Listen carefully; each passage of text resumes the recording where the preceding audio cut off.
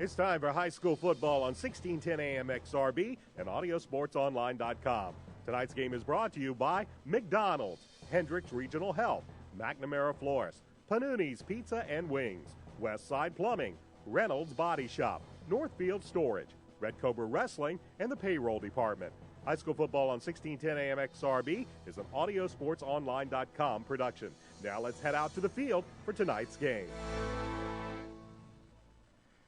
The 42nd Annual IHSAA Football Tournament kicks off tonight, and our first game is a doozy as we have a rematch from an earlier season matchup, as it is the longtime rivalry renewed once again. The Avon Orioles will host the Brownsburg Bulldogs tonight on 1610 AM XRB and XRBradio.com. Good evening, everybody. Welcome to high school football on XRB. My name is Brian Scott. I'll be joined tonight by Chris Worley and the Indiana Football Hall of Famer Dave Shelburne. This is a rematch of a game earlier this year where the Brownsburg Bulldogs pulled off what might be considered now an upset. Back on September 12th, it was the Bulldogs coming away with a 27-7 victory over the Avon Orioles. At the time, Brownsburg, that was their third straight win. They were 3-1 on the season, and they were ranked in the top 10 for the first time in a year and a half. For the Orioles, well, they fell to 2-2, and they had to be questioning themselves after that contest, both with a lack of focus and maybe a lack of intensity. But my, have things changed since that night. You can't find two teams that have gone in more drastic opposite directions. Since that night, the Brownsburg Bulldogs have lost 5 straight, including being blown out last week at Hamilton Southeastern 36-0, while the Avon Orioles, they haven't lost since that night. They're ranked 7th in Class 6A, and they also won the Hoosier Crossroads Conference Championship last week. They defeated Noblesville 21-16, and thanks to a little help from Zionsville, the Avon Orioles captured the outright Hoosier Crossroads Conference Championship. So both these teams have been going in opposite directions as far as momentum is concerned, but that all changes tonight. After 9 weeks of football, the slate is wiped clean, and now all these two teams can think about is 4 wins in a row to hoist the IHSAA Championship trophy at the 50-yard line of Lucas Oil Stadium. You might not believe this, but since 1994, this is only the 5th time that the Orioles and the Bulldogs have played in the playoffs. And in those 4 previous meetings, this series is all evened up at 2 games apiece. The last time these two teams met in the playoffs was 2010, and the Orioles defeated Brownsburg 38-17 in the regular season and then won the sectional semi by the score of 25-21. Avon would go on to win the sectional championship that year. Go back to 2009 was the previous time before that these two teams met. This time it was the Bulldogs that both swept the season series and also defeated Avon in the sectional championship game 42-14. In 2006, Avon once again swept the season series, and they won 42-14 over then first-year head coach Brett Comer's Bulldogs. Avon took that one to the regionals, and I believe there was a gentleman to my right that might have a fond memory of that as the Orioles won the sectional opener. They went on to lose to Columbus North. And then finally go back to 1999 in that sectional opener. Brownsburg won that game 41-24 in the sectional semifinal, but they split the season series. Avon won the regular season matchup by the score of 23-16. So while this is a long-time rivalry between these two schools, this is only the 5th matchup since 1994 that these two teams have faced one another. Of course, a very, very tough sectional. When we take a look at Class 6A Sectional 5, the Orioles and the Bulldogs will face off tonight. The winner of this game will play the winner of Ben Davis versus Pike. If you're an Avon Oriole fan, there's only 2 losses on the record of Avon. They both come to intersectional rivals, Brownsburg and Ben Davis. Should Ben Davis win tonight and Avon win, the Orioles would get a rematch with the Giants, and it would be right back here at Hendricks Regional Health Stadium at Avon. Should Brownsburg win, they will host next week's game no matter who wins between Ben Davis and Pike. The only way the Orioles would go on the road is should Pike be able to upset Ben Davis. But that's getting the cart before the horse, and we will wait to see how this one plays out. We're going to take a timeout, and when I come back, I'll have my broadcast partners, Chris Worley and the Indiana Football Hall of Famer Dave Shelburne. We'll talk a little bit about what we expect in tonight's game. This is high school football on XRB and Audio Sports Online. Stop in any Brownsburg or Avon McDonald's and try one of their two $2 tasty specials, the jalapeno burger or the triple cheeseburger. McDonald's is a proud supporter of Avon and Brownsburg athletics and is proud to host the McDonald's Hendricks County Sports Show, taped Wednesday nights on location and aired Friday nights before football on 1610 AM XRB and xrbradio.com. McDonald's has two locations in Brownsburg and Avon. In Brownsburg, they are located at the corner of Main and Odell next to Marsh and just off Green Street next to I-74. In Avon, you can find them at the corner of 267 and 36 next to Kroger or on Rockville Road next to Meyer. Stop in either Brownsburg or Avon McDonald's for their $2 tasty specials, the jalapeno burger or the triple cheeseburger today. To avoid two separate knee surgeries under anesthesia, Dr. Kyle Ritter and Dr. Chad Waits worked in tandem. They replaced both of James's knees at the same time. Just 2 weeks later, this preacher was back on his feet, leading Sunday services and Bible classes. Talk with a Hendricks Regional Health Orthopedic Surgeon at a free seminar. Register at hendricks.org/joints. Ivy Tech Community College offers a high-quality, high-value college education. Ivy Tech is the place to start a career or further your education. Even if you're planning to pursue a bachelor's degree, Ivy Tech's quality education is recognized statewide, so our credits transfer. Ivy Tech has a campus in Crawfordsville near I-74 at US 231. Complete your free application at ivytech.edu/apply now or call 888-IVY-LINE. Get started now on a brighter future at Ivy Tech. Panuni's Pizza and Wings in Brownsburg has something for everybody, and you don't even have to leave home. Call 286-3500 for free delivery to Pittsboro, Claremont, North Avon, and all of Brownsburg. Specialty pizzas, calzones, breadsticks, and cheese bread, all made in-house with Panuni's own hand-tossed dough. Not to mention Panuni's jumbo wings. Just tell them you heard about it from XRB and get 10% off of your order. Check out their Facebook page for specials. Open Sunday through Thursday, 11 a.m. to 9 p.m., Friday and Saturday until 11 p.m. Locally owned Panuni's Pizza and Wings on 1447 East Main Street in Brownsburg.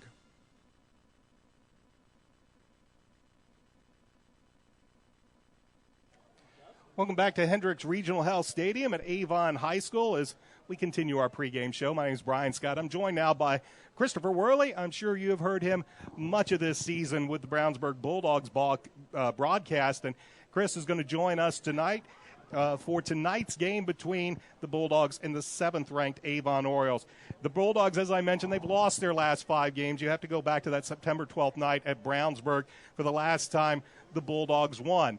For Avon, that was their only loss in Hoosier Crossroads Conference play, and for the Bulldogs, it was their only victory in HCC play. And while the Orioles went on to win the championship, unfortunately for the Bulldogs, they finished at the bottom of the HCC standings.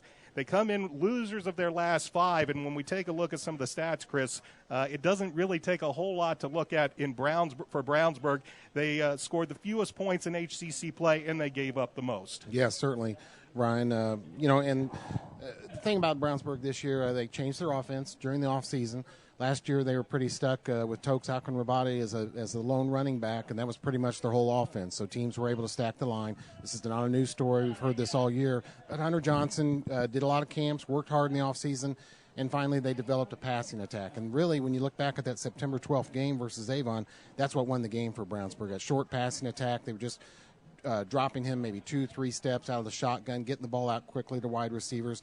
And we know Coach Bless and his staff have looked at that, and they're going to try and change that tonight. But I think Brownsburg's going to need to do more of that short passing attack to be successful in this game. When you take a look at what Brownsburg did well against Avon back on that September evening, the Avon rushing attack still did a very good job. Derek Tennant did get a little dinged up in that game. It was Darian Love that pretty much was most of the offense for the Orioles that night. He rushed for, I believe, about 146 yards. But it was a very good job by that Brownsburg defense in limiting the Orioles junior quarterback Brandon Peters to one of his worst nights of the year. Yeah, it really was, Brian, and that was Brownsburg's defense best game of the year. There's no doubt about it. To hold Avon to just 7 points and Brandon and all the weapons that he has, that was fantastic. So that was their best defensive effort again of the year. and they're going to need to do plenty more of the same. That's one of the keys to the game I got. In fact, it could be my number one key I have. First of all, as a key to the game, I have Brownsburg's mental state coming into this. They've dropped 5 straight. This team seems a little fragile emotionally to me when things start going bad for them. It's hard for them to recover. Yes, they have seniors, but I don't know how strong that senior leadership is. They depend on a lot of sophomores and juniors. So that's my first key. How's the mental state of the team coming into this game? One thing they can say, we have already beaten Avon. So how much that carries over into this game after losing 5 straight, I don't know. I think another big key for Brownsburg, get off to a good start. They don't want to get behind early. That's what's happened here now in this season. If they get behind early, things tend to snowball downhill on them, and that fragile mentality of this team could be hurt. So get off to a good start. Win the turnover battle, score points after turnovers. It's not just enough in this game to, let's say they have 3 fumbles to 1 and Brownsburg recovers 3. They need to score after those turnovers. Or it would help to get a pick 6. Do something big after a turnover. The other thing I just talked about, too, was execute this short passing game that helped them win the first Avon game, and maybe go deep a little bit. Tyler Kurtz has certainly developed. He's had a breakout season here as a wide receiver for the Bulldogs. He needs to get deep on some of these Avon defensive backs, and we know they're good, but he needs to get deep a couple times so that opens up that Tokes running game and the short passing game. And then, like I said, their defense, Brownsburg needs to play the best game of the year. One of the things we saw in last week's game between the Bulldogs and the Hamilton Southeastern Royals was how physical the defensive front for Hamilton Southeastern was against the Brownsburg offensive line. If the Bulldogs really have a good shot in this game, they're really going to have to get their junior running back, Tokes Akinrabadi. They're going to have to give him some holes, let him to get into the second level of defense, and use that explosive speed to break off some long runs. The Avon defense, as it has been ever since Mark Bless has taken over here, it has always been a very, very aggressive gambling-style defense. And if they don't get a good job by that offensive line, this could be a very long night for Hunter Johnson in that offense. That's right, and that has not been a strong point for Brownsburg this year. The offensive line has developed. Senior Owen Gibson has done a good job as center, but they've had to develop. And, of course, they face a big challenge tonight. And Joe Belden and Rashad Brent, the fine defensive ends for Avon, they're going to have their hands full with those guys. Brownsburg staff knows that coming in. And I think that's one of the reasons we saw a short passing attack versus Avon. And when we had Joe Belden on the McDonald's-Hendricks County Sports Show, he talked about that, getting his hands up. He may not be able to rush and get a bunch of sacks when this quarterback doesn't drop deep and they try this quick passing game, but you can expect those ends for Avons, of course, to have their hands up and try to block down a few passes. So the Brownsburg Bulldogs look to advance in this tournament. They're going to need a good game from both Tokes Akinrabadi and their heralded sophomore quarterback, Hunter Johnson. Now we turn to the Indiana Football Hall of Famer Dave Shelburne as we take a look at Avon tonight. You really can't ask for much more. They've won 5 in a row. They came off of a tough game last week. Noblesville, one of the better defensive squads in the Hoosier Crossroads Conference. They did put some pressure on Brandon Peters, but in the end, the Orioles were able to turn to big number 25, Derek Tennant. He ran downhill, especially as the game progressed. And really over the last 3 or 4 weeks since we saw Tennant come back from being dinged up a little bit, as heralded as Brandon Peters has been, this offense has really been on the shoulder pads of Derek Tennant. Well, it has, but, if you ask me, the biggest change that I've seen in the Avon Orioles since the beginning of the year is the offensive line. The offensive line early, I think, we saw the game down at Lucas Oil, and I thought they struggled a little bit, some missed assignments, weren't really playing with a lot of confidence, and that's the biggest thing that I've seen from the offense. I mean, we knew going into the season that Brandon, was an outstanding player. I think they came in, thinking that they could rely on that the most. Derek and Darian have run very, very well this year, but I really think a big part of that is the fact that the offensive line, in my mind, has been the biggest improvement, with the Avon offense this year. Defensively, I think it's very similar. Early in the year, there were a few too many mistakes. I think they gave up too many big plays. If I remember right from the first game, there were a couple of, passes in the end zone where Avon was there, but, they were, perfectly thrown balls and good catches. So, they still gave up a couple of those big plays along with a lot of those little short ones that we talked about. But I think the biggest change that I've seen with the Avon defense is they're not giving up the big plays and they're not making the stupid penalties that that they were making earlier in the year. So what Avon's defense has done to teams, I think, in the last 5 weeks is they've made teams drive on them. They've gotten some first downs, but you don't see the and I know the Brownsburg, running back is outstanding, and he hit the 80-yarder at the end of the game. I haven't seen Avon's defense do that here the last few weeks. So I think the biggest thing that Coach Bless and his staff have done is they've kind of cleaned things up. I think that's what you're trying to do as a coaching staff as the season goes on. You want to eliminate some of those errors. The chemistry, I think, has kicked in a little bit. The kicking game has been solid. They put a lot of pressure on punters. Both our kickers have done a nice job, kicking. Our kick returns and everything has just been very solid. So the biggest change that I've seen in Avon overall from the Brownsburg game and from the first game of the season that we saw is I think they're just playing not error-free football, but certainly, they're not making the same kind of physical and mental errors that they made earlier. And I don't remember, you probably have the stats here, how many turnovers there were the first time Avon and Brownsburg played. But if I remember correctly, I think there were 3 or 4 turnovers, in Brownsburg's favor, and I'll be surprised. But, you can never be too surprised with the Avon-Brownsburg game, but I'll be surprised if we see that many turnovers out of Avon tonight. As Chris mentioned, it was one of the Bulldogs' best defensive games of the season. They picked off Brandon Peters twice in that game as they really harassed the Avon quarterback. We'll see how things go tonight. We are just moments away from kickoff. We're going to take a break, and then we'll have the kickoff between the Orioles and the Bulldogs. This is high school football on 1610 AM XRB and AudioSportsOnline.com. Running out of space? Tired of the clutter but don't want to part with your possessions? We have a solution for that at Northfield Self-Storage in Brownsburg. Whether you need a little extra space or larger space, our storage units ranging from 5x10 to 10x30 will surely take care of your needs. We also carry packing supplies such as boxes, tape, bubble wrap, and a whole lot more. Come see Northfield Self-Storage and U-Haul at 1530 West Northfield Drive in Brownsburg, open 7 days a week.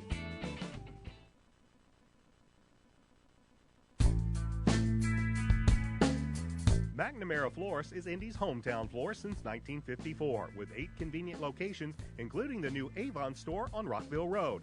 McNamara Florist is famous for our floral designs for all occasions that help our clients express their emotions through flowers.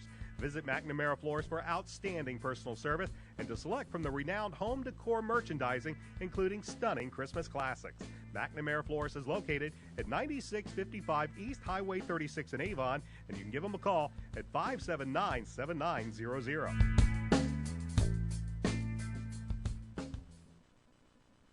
Plumbing problems? Yeah, we all get them from time to time, but what if we could avoid the problem? That's what your local Hendricks County hometown company, Westside Plumbing, is here for. At Westside Plumbing, we're dedicated to teaching you about your plumbing problems and helping you maintain your pipes to avoid the big, often messy and expensive problems that could occur. Sometimes Westside Plumbing can even help you fix your plumbing problem right over the phone. Save time and money. Call Westside Plumbing today at 445-8399. That's 445-8399. Westside Plumbing, serving Brownsburg and all of Hendricks County. 445-8399. Avon has a rich wrestling tradition, and now Red Cobra Wrestling is proud to be a part of it. Opening last November, Red Cobra Wrestling offers training sessions run by nationally known coach Chad Red. Red Cobra Wrestling is located at 9233 East Highway 36 in Avon, across the street from Walmart and behind sidelines in the Red Brick Building. Red Cobra Wrestling offers sessions for all ages, including 3rd grade and under and 4th grade and up. Learn more about prices, class schedules, and information at RedCobraWrestlingAcademy.com. If you're a business owner, with or without employees, you're probably wondering about your payroll. Is it being prepared correctly? Are the right amount of taxes being taken out? What about child support, workman's comp, auditing, unemployment, Social Security, local taxes, payroll deductions? It can be a bit overwhelming, but we've got the answer for you. The Payroll Department Incorporated. We'll take care of all those payroll headaches and manage any unique deductions that apply to your company. We offer several ways to submit your payroll and provide you with customized timesheets for reporting. The Payroll Department Incorporated, located at 701 North Green Street in Brownsburg. Reynolds Body Shop is a proud sponsor of Avon football broadcast. They are conveniently located at 4325 West Washington Street in Indianapolis, just 4 stoplights east of 465. Their phone is 317-243-2372, and they are open Monday through Friday from 7:30 a.m. to 5 p.m. Reynolds has been family-owned and operated for 30 years, specializing in collision repair. Reynolds Body Shop is also an insurance work specialist. Learn more about them on the web at www.reynoldsbodyshop.com.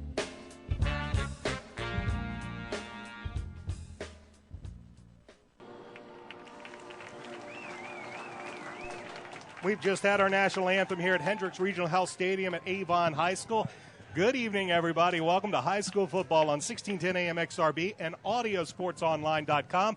My name's Brian Scott. I'm joined tonight by Christopher Worley and the Indiana Football Hall of Famer Dave Shelbourne as we get ready for high school football here. Sectional action, the 42nd Annual IHSAA Football Tournament as we get ready for action tonight. The Avon Orioles are ranked 7th in Class 6A. They come in with a record of 7-2. They were the Hoosier Crossroads Conference champions with a record of 5-1. That lone loss came to these Brownsburg Bulldogs back on September 12th by the score of 27-7. Avon, as I mentioned, they've won their last 5 contests. The visiting Brownsburg Bulldogs, they come in with a regular season record of 3-6, and they finished 1-5 in the Hoosier Crossroads Conference. Their lone victory, as I mentioned, against these Avon Orioles. And for Coach Brett Comer, this season looks so promising after 4 games and the big win against Avon. It has really gone into a tailspin. And as I mentioned earlier, you couldn't say but the exact opposite for the Avon Orioles. After that loss, they won 5 straight and have looked very impressive doing so. But all those records, they're for naught right now. Everybody starts off fresh, and everybody is looking for 4 wins to take themselves to Lucas Oil Stadium. It is an absolutely gorgeous night for high school football here in central Indiana, and you have to go a long ways back, I think, to find a night for sectional football that was as nice as the one we have here at Avon tonight. Very little wind, temperatures in about the mid-60s, some partly cloudy skies, and absolutely ideal weather conditions to play some football here at Avon.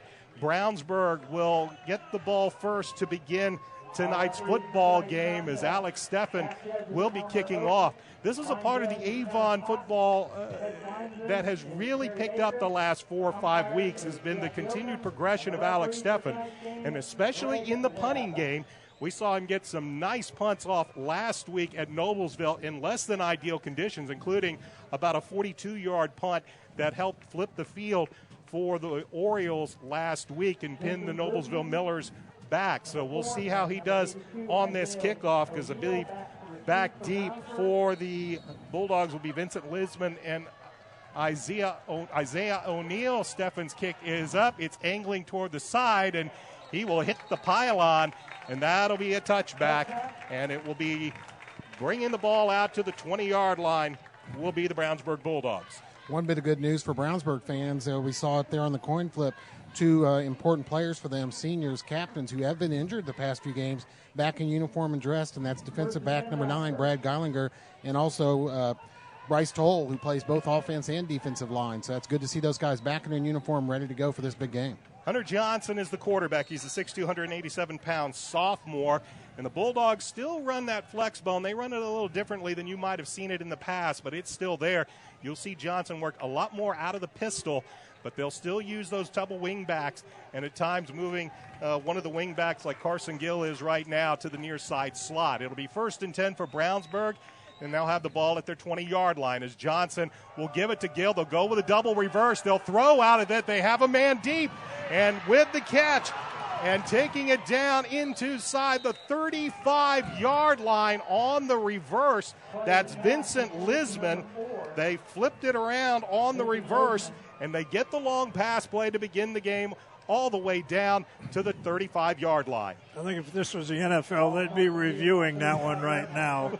I'm not too sure whether he made a football move with it or not, one of those kind of iffy things. Great play call. Coach Comer knew, that this is a game. They want to make something happen early. An unusual play. They came out and opened the game with it, and it's got Brownsburg started. A 45-yard pass play to begin the contest. Here is a ball that is pitched, and being drugged down is Hunter Johnson as he kept the ball, but coming in, A.J. Elcock made the tackle for a loss of 3. So a loss of 3 on the play after they get the 45-yard pass play, and that'll bring up 2nd down and 13. So Coach Comer pulling out some stops here to begin, and they'll go to a 4-wide look with 3 wide receivers at the top of the formation. It's Toksak and Rabate. He is the tailback behind Johnson in the pistol. Johnson will swing it out to the far side. He has his man at the 40-yard line. He'll take it up the field, and picking up about 7-8 yards is Tyler Kurtz. He's a 6'2", junior wide receiver. He is Johnson's favorite target on the night, and he's going to pick up about 6 yards. Yeah, Brian, there we see one of those short, quick pass plays. No drop at all. Hunter Johnson gets the ball out quick to his wide receiver, Tyler Kurtz, who's had a breakout season this year, for that catch.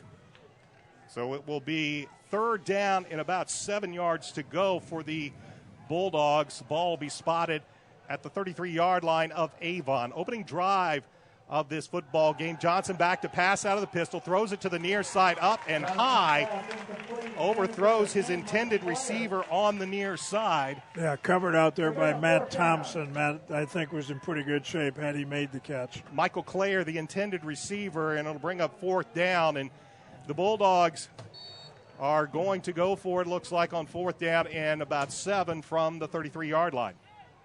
Yeah, kind of in that in-between area, a little bit too far to kick a field goal and a little bit too close to punt. So 4th and 7. Johnson has Akinrabadi to his left. He'll take the snap, drops back, gets good protection, looks to the near side. The pass is incomplete. Gabe Laxton's in the coverage for the Avon Orioles, and the pass over there on the far sideline, I believe, was intended for Vincent Lisman. It's incomplete, and the Bulldogs turn over on downs. Yeah, I think they're throwing to Tyler Kurtz right there. Just couldn't come up with the reception. Great coverage by Gabe. So Laxton's on great one-on-one coverage on that far sideline denies the long pass, and the Orioles will take over 1st and 10 with the ball at their own 33-yard line. So a lot of action already just to begin this football game, and now it is Brandon Peters and the offense out onto the field. 1st and 10 at their own 33-yard line. They'll go to a 3-wide look, 2 to the near side, but he will keep it on the fake, and he'll run around the right side where nobody was looking.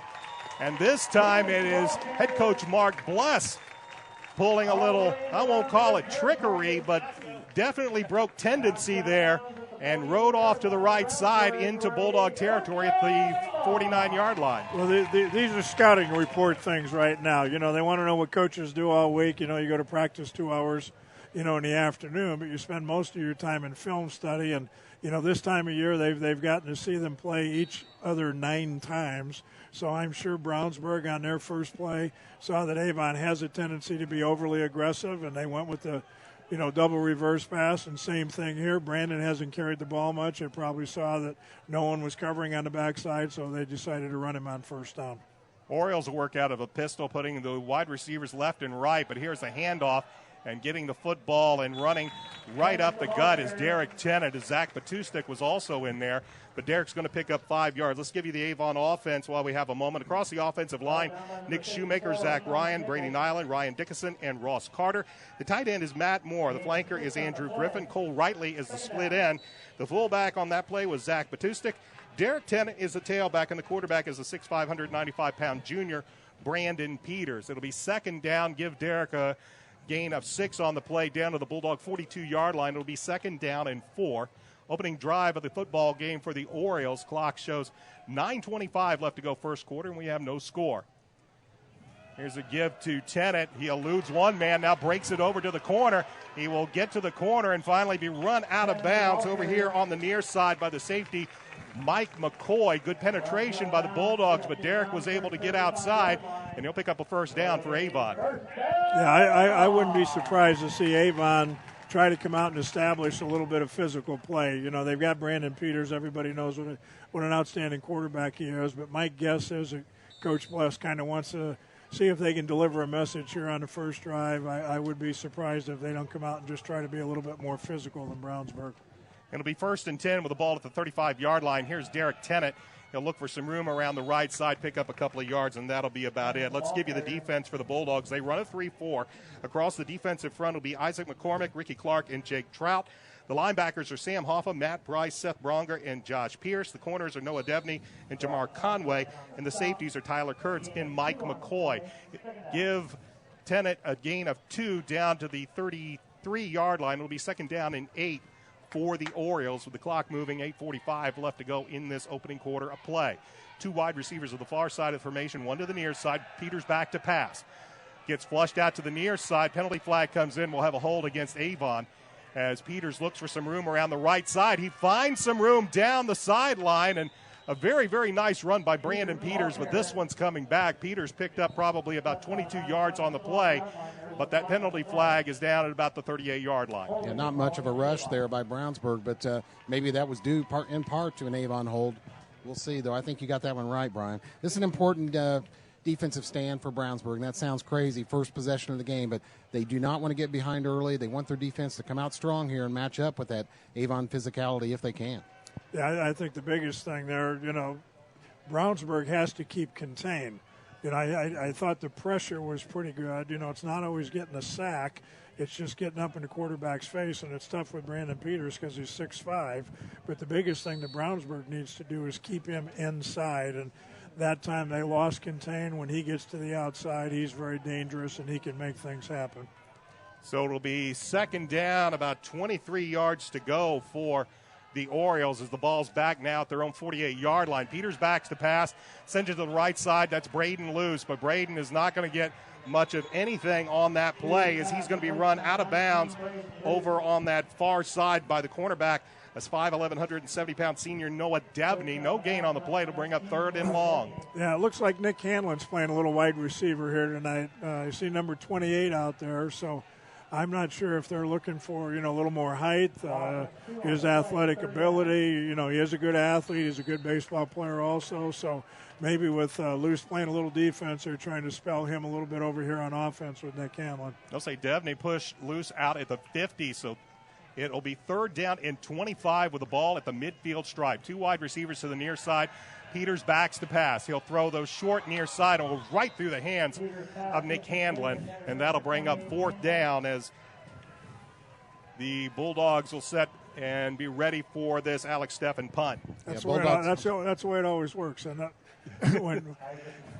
Bulldogs got a little lucky there about both the defensive backs. Connor Nichols, the linebacker, and Brad Geilinger were backing way off those receivers, and he had an open man, just went right through his hands. Tyler Kurtz will set up to refield this punt back at his own 10-yard line. He'll put his heels right there on the 10, while Alex Steffen will set up shop at the 36. It has been one of the things that have really improved with the Orioles all season long has been their punting game, and Steffen has done a very good job. Low snap, but he'll get this one off, and it'll be an end-over-end kick. This will bounce and take about a 9-iron at about the 14-yard line, and that's where it'll be put down right there. 7:15 left to go. First quarter, no score. Back in a moment. This is high school football on 1610 AM XRB and AudioSportsOnline.com. Ride with pain-free hips. Bloom with pain-free hips. Talk with our orthopedic surgeons at a free seminar and get back to what you love with pain-free hips. Register at hendricks.org/joints. Travel. 7:15 left to go, opening quarter. Both teams trade punts. A big penalty there by the Orioles on that last drive, pushing him back on the holding penalty after Brandon Peters had taken it inside the 20. And the Orioles are forced to punt. Here's a gift to Toksak and Rabati. He's not going to find a whole lot of room, maybe a yard or two, as the Bulldogs started this drive on the 15-yard line. They'll give him credit up to the 16. It'll be 2nd down and 9 for the Bulldogs. Let's give you the Bulldogs offense. Across the offensive front, Devin Humes, Patrick Strine, Owen Gilbert, Matt Runyon, and Bryce Toll. The wide receivers are Tyler Kurtz and Cameron Davis. The wingbacks, Carson Gill and Vincent Lisman. Tokes Akinrabade is the running back, and the quarterback is a 6'2", 187-pound sophomore, Hunter Johnson. 2nd and 9 for the Bulldogs as they will bring Lisman in motion to the near side where there will be 3 wide receivers. They'll set up the screen. They give it to Lisman. They'll cut it upfield at about the 13, but he won't get a whole lot, maybe about 4 yards on the play before Drew Shayatovich knocks him out of bounds at about the 20-yard line. That's going to bring up 3rd down and 5 for the Bulldogs. Lisman's got some speed if he can get outside and utilize it, but Avon defense right there to cut him off. They'll give him credit to the 21-yard line. That'll bring up 3rd down and about 4 for the Bulldogs. 6:32 left to go, opening quarter. No score here at Hendricks Regional Health Stadium. Bulldogs need this 1st down. They don't want to go 3 and out. Tyler Kurtz is a wide receiver to the far side of the field. Johnson in the pistol with Akinrabadi behind him. They'll fake the handoff. Johnson will throw it out to the near side. The pass is complete and being forced out of bounds over here on the near side. They got the football out to the wide receiver out here, Clint Fink, and Fink turns it up the field. He'll be pushed out of bounds at around the 36-yard line, but it'll be a 1st down for the Bulldogs. Yeah, nice play call. Play action and one of those iffy situations, that 3rd and 4, that's always a good call. I think, one of the things that Brownsburg is going to have to do, and they certainly did it the first time, is, when you're trying to go short, and run the ball a little bit like they're doing, you have to be flawless on offense. The first time they played Avon, they were. This time, they're going to have to do the same thing if that's the game plan. Johnson takes the snap, gives it to Tokes Akinrabadi, and he found no room anywhere to run as he stacked up at the line of scrimmage as Bryant Fitzgerald, among others, were there. And just Akinrabadi's sheer strength allowed him to get maybe a yard or so on that, up to around the 38-yard line. Will be 2nd down at about 9. Yeah, 1st down is a huge down when you're trying to play ball control. And, right now Avon's done a nice job on 1st down. Offensively, you're looking for 4 or 5 yards. Now they're behind schedule here a little bit. They're going to have to open it up a little bit more than they probably want to.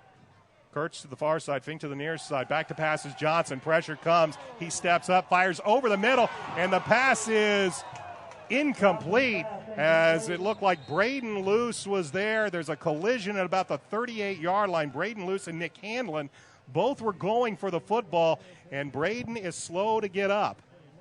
Yeah, he was open temporarily. Ran a nice little seam route, and Hunter did a nice job, sitting in the pocket. Great protection by his offensive lineman that time. And he did have him open temporarily down the middle, but, because he was throwing the ball 30, 35 yards down the field, the DBs, Nick Hanlon and Braden Luce had a chance to break on the ball and almost came up with the pick. Braden's down at around the 38-yard line. We'll take a timeout while they attend to him.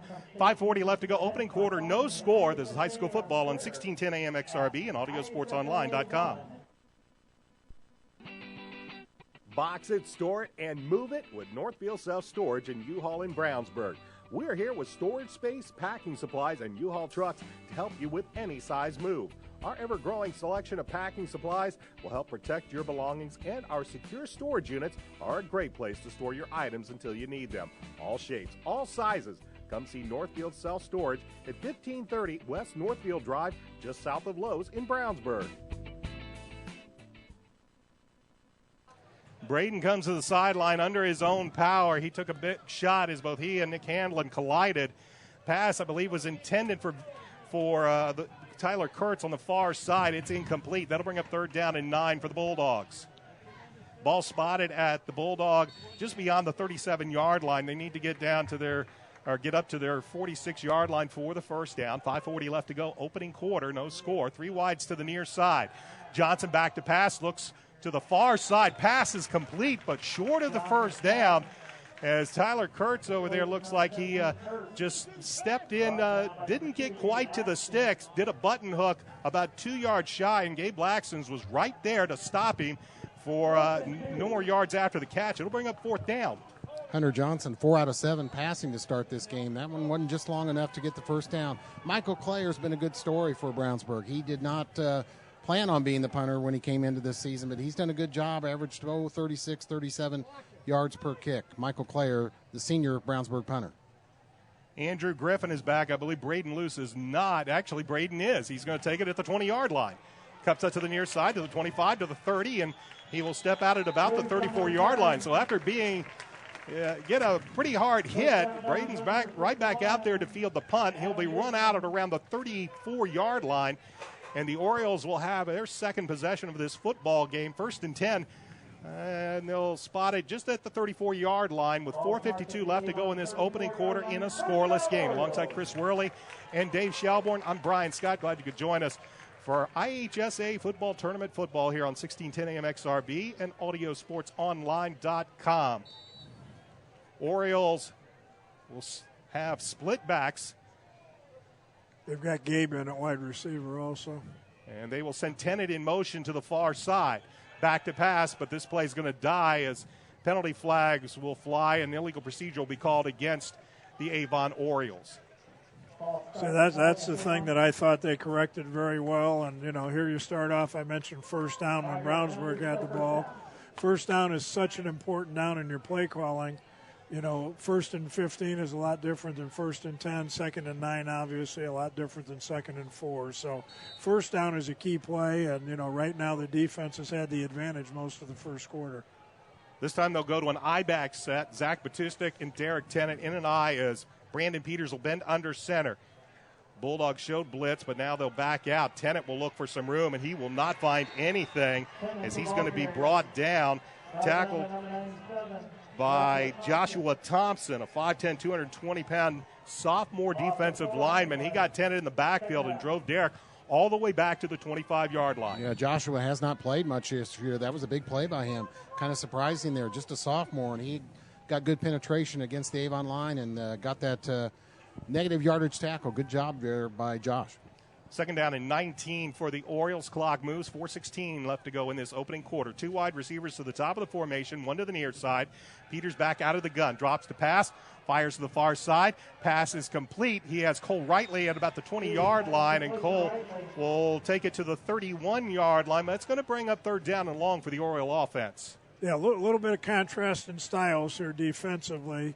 Brownsburg very wisely now. They're got a long way to go. They sit back a little bit in the secondary. They're very content to give up the little short completion like that and come up and make the tackle.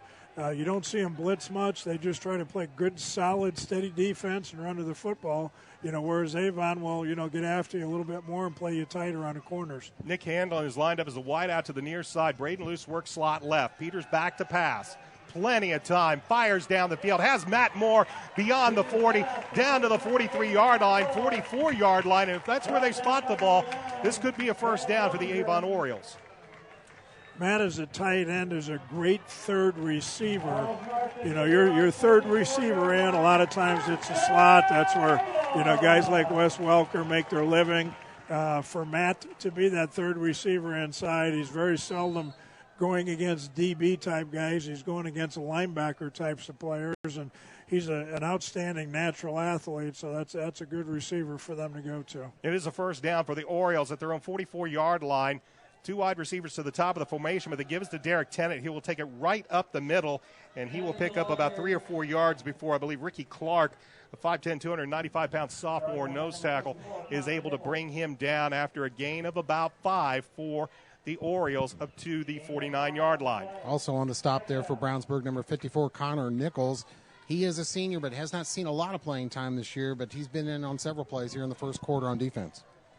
Nick Handlin and Braden Luce to the far side of the formation. Andrew Griffin, he's to the near side. That is a player that Brandon Peters likes to look for whenever possible, and this time Derek Tennant got a little bit of a... Actually, the center double-clutched. So that makes sense on why everybody was a little bit moving. Derek throws up, shrugs his shoulders a little bit, but looks like Brady Nyland with a little bit of the double clutch, as Coach mentioned. So the 5 yards they gained on the previous play, they're going to lose back to near the original line of scrimmage of the 44-yard line. It'll be 2nd and 10. Again, this time they'll send Rightly and Luce to the far side, Griffin to the near side. Tennant is to the left of Peters working out of the gun. He will look over a 3-down front. Bulldogs will send the corners. They'll swing it out to the near side. That's Andrew Griffin beyond the 50 down to about the 47-yard line before he is tackled there and brought down after a pickup of about 8. Yeah, Brownsburg right now trying to, and they're doing a very good job at disguising coverages here, trying to confuse Brandon Peters a little bit. They've been in some man. They've been in some 3-deep zone. They've been in some 2-deep zone. They've been in some 4-deep zone. So they're coming up tight, trying to give them a look like they're going to come up and stay tight. And then at the end, they'll backpedal out of there. So trying to confuse them a little bit. Peters under center. Here's Tennant. He breaks it to the 40, to the 35, to the 30. Makes one man miss. Gets it inside the 25. And they'll be finally ridden out of bounds over on the near side at around the 22-yard line. He's going to be brought out of bounds by Joshua Thompson. Good pursuit by Thompson, but a big game by Derek Tennant. They needed a yard, and he picks up about 20 on the play. And that was all Derek Tennant. I mean, it really there were some defenders there to make the tackle at the line of scrimmage, and he made 2 guys miss and opened it up in the open field, and looked like he might go all the way, but Brownsburg was able to prevent the touchdown. Brownsburg looks like they're stacking the box as the Orioles have Peters out of the gun. Peters back to pass, has plenty of time. Now pressure comes. He throws across. He has Matt Moore wide open in the end zone for the touchdown. A 22-yard touchdown pass. Brandon Peters to Matt Moore. Matt Moore all alone in the end zone. Everybody came on the play action and rolled to the right. And good job by Brandon Peters, kind of throwing a little bit against his body, but he saw his big tight end all alone in a mismatch in the end zone, and they get the 22-yard touchdown pass. Yeah, Matt's just a bigger, better athlete that time. I mean, it really wasn't covered all that poorly. The offensive line gave Brandon plenty of time to find an open receiver, and he did find Matt in the end zone. He made a great catch. Alex Steffen puts it through, and with 1:08 left to go in the first quarter, the Orioles are on the board first. They lead the Bulldogs 7-0. Back with a kickoff in a moment. This is high school football on 1610 AM XRB and AudioSportsOnline.com. Ivy Tech Community College offers a high-quality, high-value college education. Ivy Tech is the place to start a career or further your education. Even if you're planning to pursue a bachelor's degree, Ivy Tech's quality education is recognized statewide, so our credits transfer. Ivy Tech has a campus in Crawfordsville near I-74 at US 231. Complete your free application at ivytech.edu/apply now or call 888-IVY-LINE. Get started now on a brighter future at Ivy Tech. Matt Moore is on the receiving end of a 22-yard touchdown pass from Brandon Peters. Alex Steffen's point after is good. And with 1:08 left to go in this first quarter, the Avon Orioles lead the Brownsburg Bulldogs 7-0. We did get a score from Ben Davis and Pike. That game is all tied at 7. So all eyes at Ben Davis tonight. Kick is going to be taken at about the 2-yard line, coming to the 10, 15, to the 20, and it's being stacked up and still pushing forward is the kick returner Isaiah O'Neill, a 5'10", 175-pound senior. O'Neill will get a good return up to near the 25-yard line, a return of about 22 yards. And the Bulldogs will have the ball once again, this time trailing by a touchdown with 58.3 seconds left to go in this first half. And they really need to put something together, Brian, on this offensive possession. Want to answer that score, don't want to go 3 and out. Bulldogs offense needs to move the ball. And I'll tell you, you guys talk about Matt Moore in that first meeting. Brownsburg was concerned about him and the matchups they would have. He wasn't too much of a factor in that first game, but he is so far tonight for Avon. Kurtz and Lisman will go to the far side of the field as they'll bring a Flink to the near side. Johnson, though, gives it to Akinrabadi. Akinrabadi bursts through a hole to the 35, to the 40, cuts to the left side. He's to the 50, to the 45, to the 40. Akinrabadi down the far sideline makes another cut, and he will finally be brought down all the way down near the 11-yard line. And that's one of the things, if you are an Avon defensive coach, you were worried about all week long, was Akinrabadi's ability to get to the second line of defense and then just turn it on and make everybody chase him down the field. He'll take it all the way into the Orioles' red zone. The Bulldogs will have it first and goal just outside the 10-yard line. Also, Brian, this year as a junior, he's been able to now read his blocks better. He's a little more patient as a runner. He'll let his blocks set up in front of him, and then he'll use the speed and power to break off those blocks as he did there. That's some great blocks downfield. First and goal from the 10, they say. Here's a pitch to Akinrabadi, and he's not going to find any room whatsoever as he's going to be ridden down right near the original line of scrimmage, tackled by Zach Williams. No gain on the play. It'll be second and goal from the 11. Actually, they're going to say he lost a yard.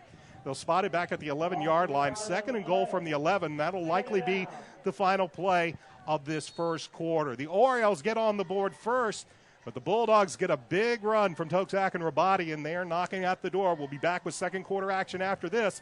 7-0 Avon. This is high school football on 1610 AM XRB and AudioSportsOnline.com.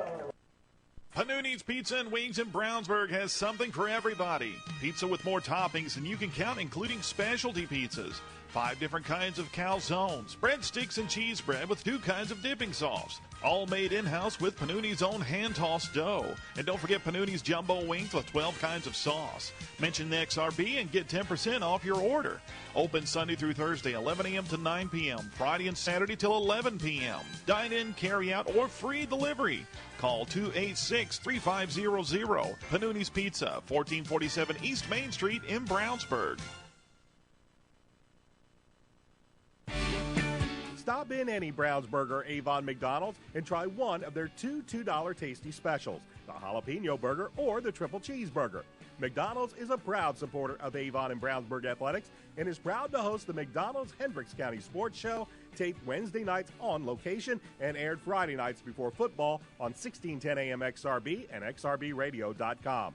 McDonald's has 2 locations in Brownsburg and Avon. In Brownsburg, they are located at the corner of Main and Odell next to Marsh and just off Green Street next to I-74. In Avon, you can find them at the corner of 267 and 36 next to Kroger or on Rockville Road next to Meyer. Stop in either Brownsburg or Avon McDonald's for their $2 tasty specials, the jalapeno burger or the triple cheeseburger today. Toksak and Rabati's 55-yard plus run has the Bulldogs in scoring position in the red zone.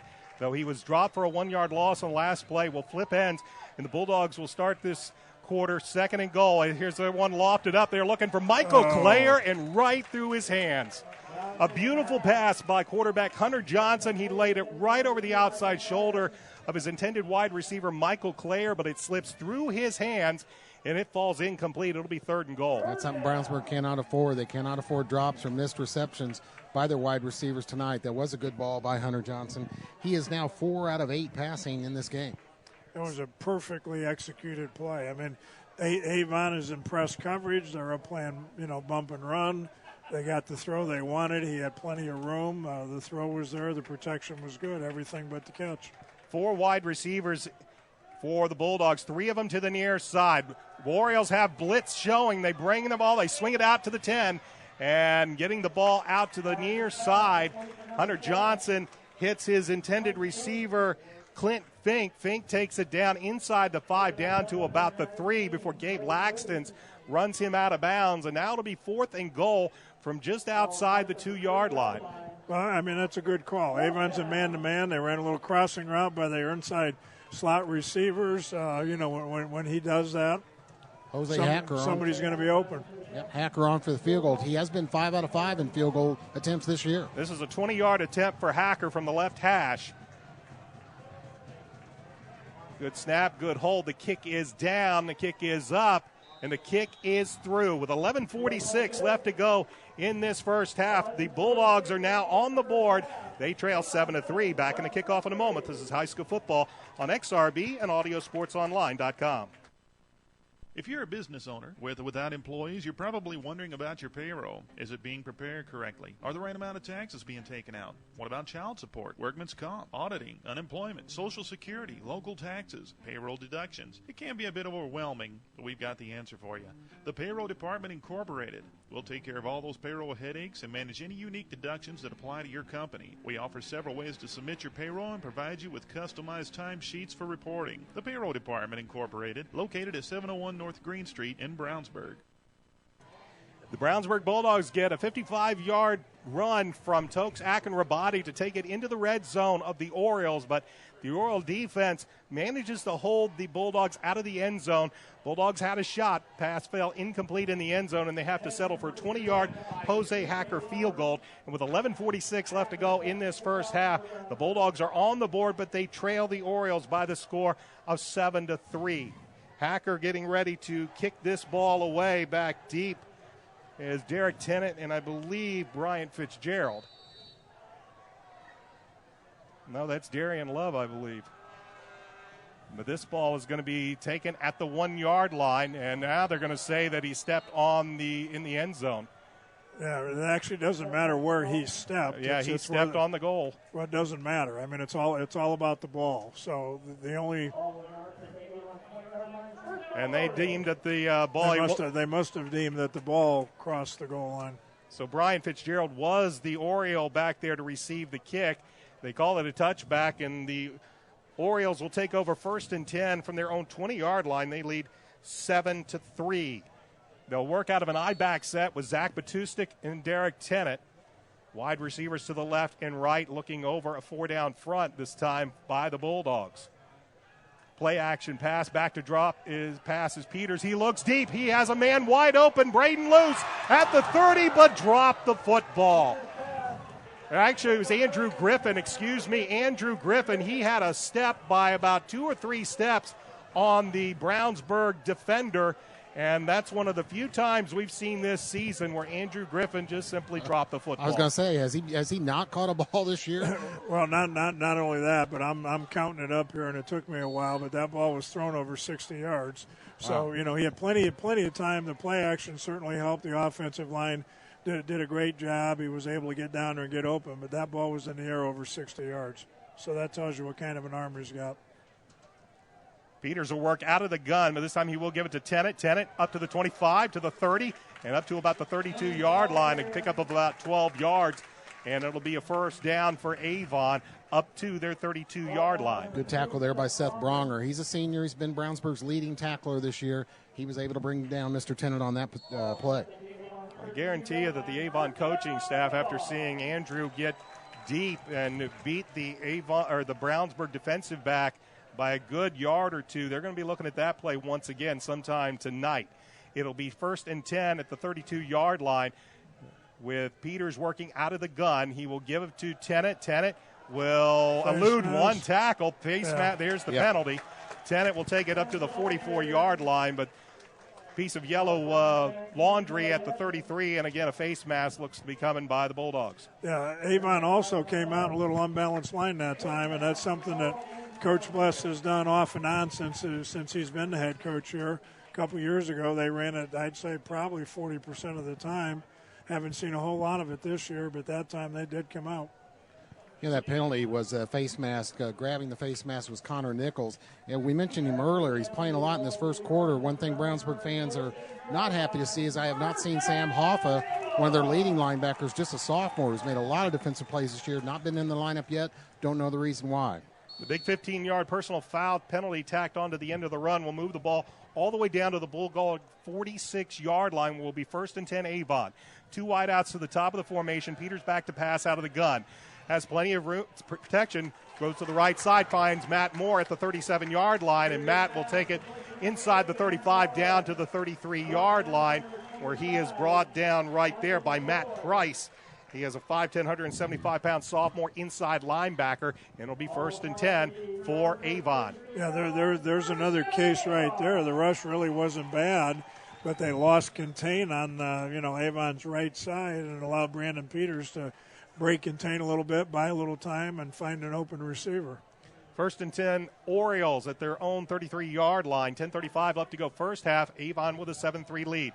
Here's Derek Tennant. Looks for some room. Will not find it. Good penetration as shooting across was the 5'11", 205-pound sophomore defensive tackle Isaac McCormick to drop Tennant for a loss of about 3 to the 36-yard line. Yeah, Isaac's come on their defense and had a good year just as a sophomore, so done a good job. We'll see him for years to come. Number 49 on the Brownsburg defense, Isaac McCormick.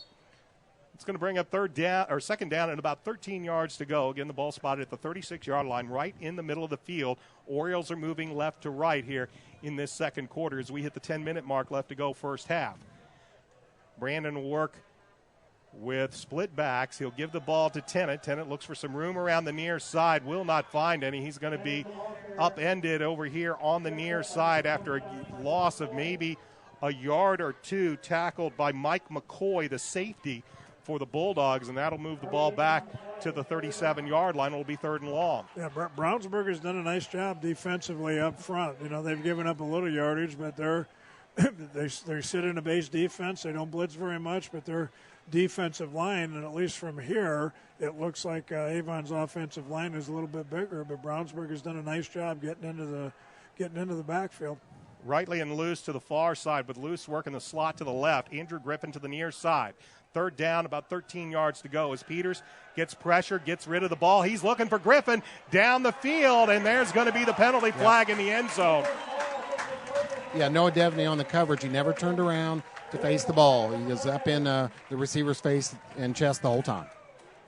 So that's a big, big penalty that's going to go against Brownsburg. They could have stopped Avon on a third and long. Instead, it's a 15-yard penalty against the Bulldogs, and that will give the Orioles the first down. Again, defensive pass interference no longer an automatic first down, but it was third down and about 14, so the 15 yards should give the Orioles the first down by about a yard. Yeah, that's why head coaches go crazy. I mean, you can give up 12 yards there and you're in good shape. How you get beat deep when you're in a 3rd and 14 situation, I'm sure that's not what the defense was intended to do. You give up anything you want underneath and make them earn the first down. You just don't give it to them, and in essence, that's what happened. They'll spot the ball at the Oriole, about just outside the 23-yard line, 1st and 10. Bulldogs show blitz. Now they back out of it. Peters works out of the gun. He's looking to his left. Pressure comes. Now he slips to his right, and Brandon's going to run to the 20, and he will dive forward to about the 15-yard line and pick up about 8 on the play. Michael McCoy, another play for the Brownsburg defense. If he hadn't tripped him up, Brandon would have gone quite a ways there. I'm going to tell you guys that we've gotten to know Mr. Tennant, Derek Tennant, a little bit this year, and we're all glad. I know he was injured earlier. He didn't like to be injured, of course. He wanted to play every play. Darian Love did a good job in the season, but we're glad to see Tennant back healthy and doing well here for the Avon Orioles. Nick Handlin now in as a wide receiver for the Orioles, and he'll split out far to the left side. Braden Luce works slot left, but the backs are in an eye, and here's a give to Tennant. Tennant looks to go the left side, and he could have cut that to the inside. He had the block by Zach Batusik. He tried to bounce it outside, and that's going to cost him, instead of a gain of maybe 3 or 4 yards, he'll only gain about a yard on the play. It'll bring up 3rd and short. Michael McCoy all over the field for Brownsburg defense. He made that stop on Tennant right there. Ball spotted just inside the 15-yard line. It'll be 3rd and 2. Yeah, and Avon continues to be an unbalance, so they must see something in what Brownsburg has done defensively. They're obviously not moving or shifting to it because they've been in a steady diet of it. They're in it here again. Everybody to the right side, but the backs are in an eye. Here's Tennant. He finds a room around the right side. He gets to the 15, and then he is stopped as he just kept sliding sideways, going east-west before he is brought down by the safety, Mike McCoy, for no gain on the play, maybe even lost a half a yard. It'll be 4th down. That was really blocked pretty well up front, but Brownsburg's secondary came flying up and, prevented the first down. And, it's another one of those situations similar to what Brownsburg had on the other end where, obviously they wanted a touchdown, and hopefully here they're going to have to settle for a field goal. It'll be Alex Steffen with a 32-yard field goal from the right hash. Good snap, good hold. The kick is up, and he missed this one by a mile to the left. Good pressure is coming in to block that kick. Coming over on the near side, I believe, was Brad Geilinger. But the field goal attempt is wide to the left, and with 7 minutes left to go in this first half, the score remains 7-3. So the Bulldogs dodge a bullet as the Orioles march down the field, but they are turned away with no points, and the Bulldogs will have it 1st and 10 from their own 20-yard line. Good enthusiasm, good hard play, good spirit here by the Brownsburg defense. Holding Avon, and that has to be a win on that possession for them. No points, stop the field goal. Well, their defense has really played pretty well other than the one long pass. I mean, they've made Avon work for everything. They probably have some yards, but to hold them to one touchdown is, you got to take your hat off to the Brownsburg defense so far. Bulldogs will start this drive with 3 wide receivers. They'll give the ball to Akinrabadi, and he will find no room whatsoever.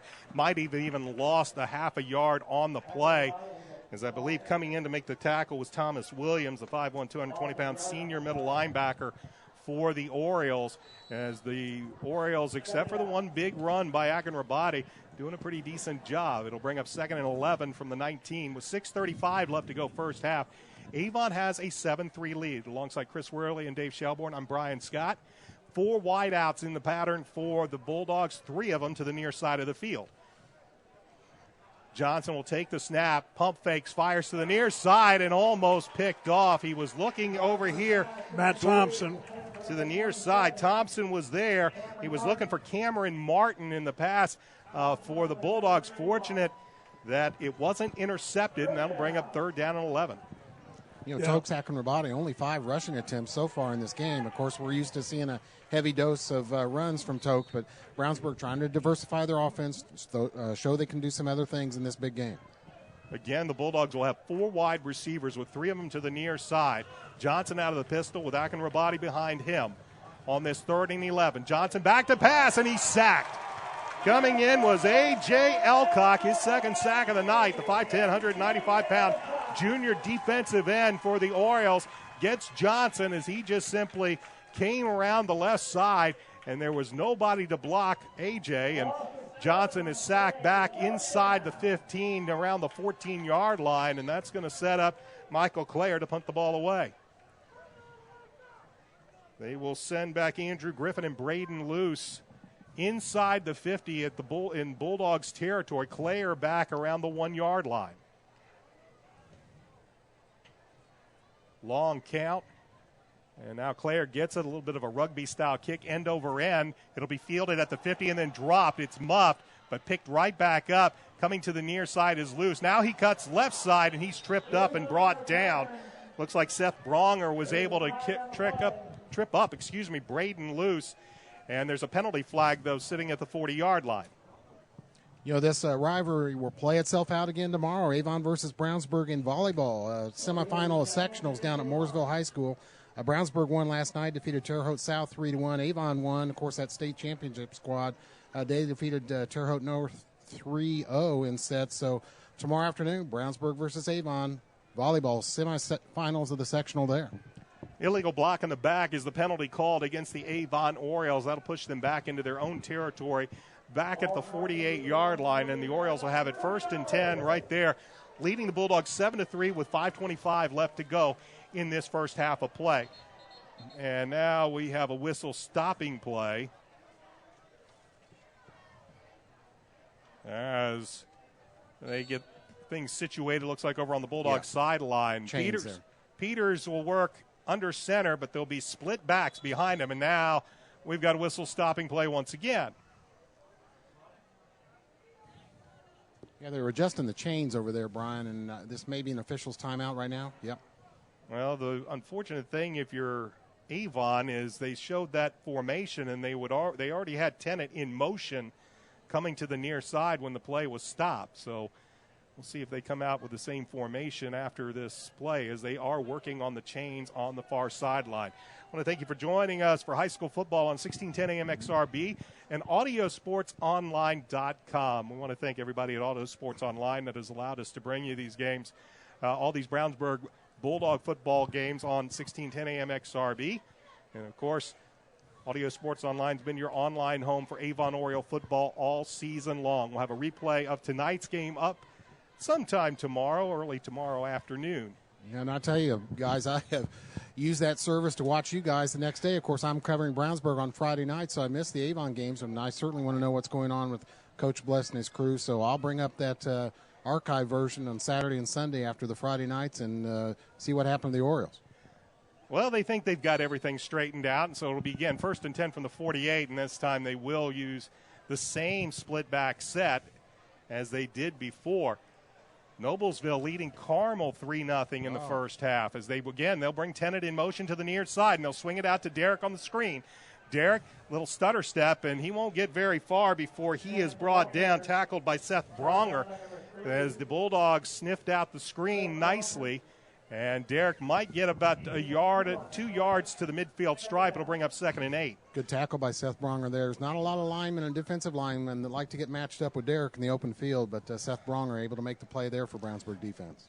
I'm really pleased with the way both defenses are playing tonight. They've bent a little bit, given up a a few plays, and, there's been a couple drop passes, but, both teams defensively have really played outstanding here the first half. Clock moving, 4:45 left to go first half, and out of the eye, they give it to Tennant. Tennant finds some room around the left side to the 45, to the 40, and he's going to be upended, but not before he picks up the first down. Upended by Josh Price, a 5'11", 205-pound senior linebacker. And actually, yes, they will move the chains as they'll spot the ball at the Bulldog 41-yard line, 1st and 10 for the Orioles. Yeah, it doesn't always happen, but they're trying to get a little mismatch here.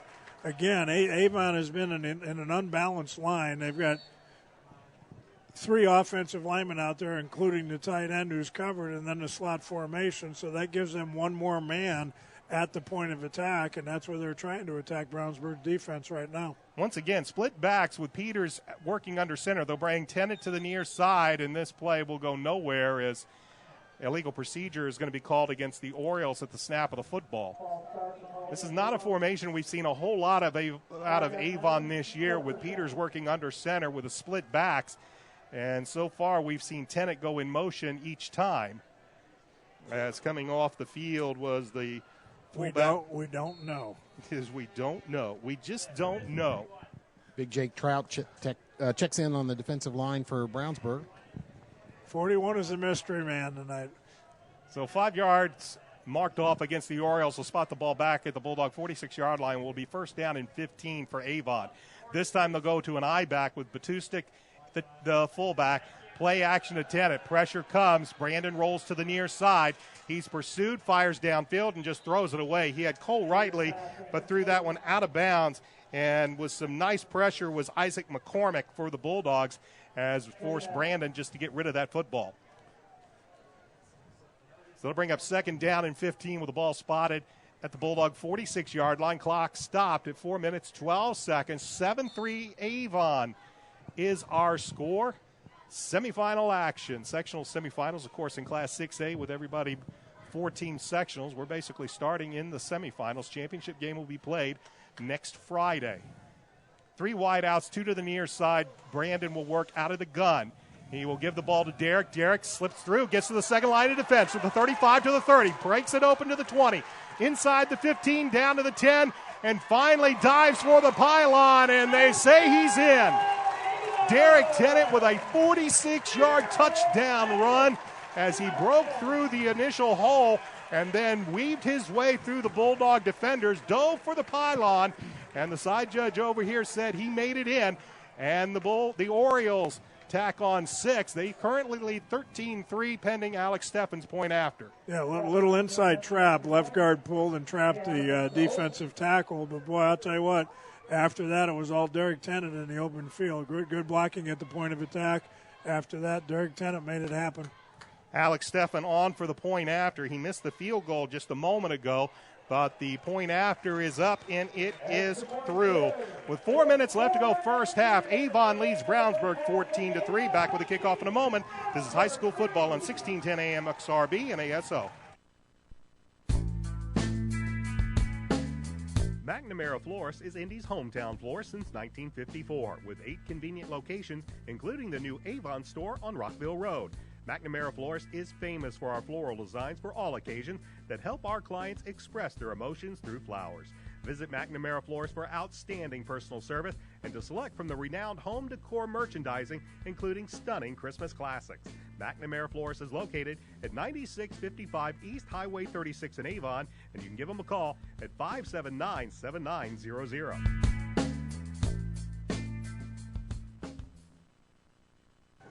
Derek Tennant with a 46-yard touchdown run. Alex Steffen's point after is good, and with 4 minutes left to go first half, the 7th-ranked Avon Orioles lead the Brownsburg Bulldogs by the score of 14-3. Alongside Chris Worley and Dave Shelbourne, I'm Brian Scott. Alex Steffen ready to kick this football away. I believe Vincent Lisman and Isaiah O'Neill back deep for the Bulldogs. Steffen with a run-up, puts a right foot into it, and it's an end-over-end kick that'll be fielded at about the 11-yard line to the 20, 25, and barreling forward is, I believe, Vincent Lisman, and they'll spot him down at about the 30-yard line, and that's where the Bulldogs will take over 1st and 10, now trailing by 11 with 3:56 left to go first half. And really, as we've mentioned, all three of us have, their defense has played pretty well other than two big plays. The long pass to Matt Moore for the touchdown and the long run here by Derek. Other than that, they've actually played a pretty good game here defensively in the first half. Kurtz and Lisman will line up as wide receivers to the near side of the field. As Johnson will bend under center, he'll give it to Akinrabadi. Akinrabadi breaks it through to the 40, to the 45, to the 50, and he will be pushed out of bounds over on the far sideline. Nick Handlin able to get just a little bit of a push on Akinrabadi to get him out of bounds, or Tokes Akinrabadi was headed toward the end zone. Got some good blocking on the right side of that line that time. Tokes broke through that hole with his speed and power. And a good run here on first down for Tokes. They needed that. Pickup of about 23 yards into Oriole territory, just shy of the 46-yard line. 1st and 10 for the Brownsburg Bulldogs. They will send Kurtz to the near side, and now they bring Lisman over as a slot to the left side. 3 wide receivers. Johnson once again bends under center. The give is to Akinrabadi. He will take it right up the middle, and he's going to plow ahead to get down to around the 43-yard line before he is brought down on the play. Joe Belden, among others, to make the tackle for the Orioles, but it's a pickup of 4 yards for Tokes Akinrabadi. With 3:30 left here in the first half, I think it's going to be critical on this drive for Brownsburg to get some points. They'd like to put it in the end zone rather than a field goal, but I think they need to score on this possession, guys. Official has called timeout because he has a towel and he doesn't know who it belongs to, and they finally decided it belongs to an Oriole. Both teams with a full complement of timeouts left with 3:26 remaining in this first half. Bulldogs in Oriole territory just inside the 44-yard line on the right hash. They'll send Kurtz and Lisman to the near side, Clayer to the far side. Akinrabadi is the tailback. Johnson under center. Gives it to Akinrabadi. Akinrabadi hits the hole and doesn't find much there as it's closed up immediately. And Akinrabadi is going to be stuffed for little to no gain. Zach Williams, I believe, on the tackle, and the ball will be at the 43-yard line. Now, Zach is the linebacker who came back from a knee injury. Is that right, guys? Yes. Boy, he's been outstanding, and we're glad to see him back. Made a good play there to stop up that run play. But Zach Williams, impressive return from an injury this year for Avon. Big third down here for the Brownsburg Bulldogs. As the clock moves, 2:35 left to go first half. Johnson stays under center. They'll use the double wings. Play action pass. They'll throw near side. Looking for and getting the ball out to the near side to Tyler Kurtz.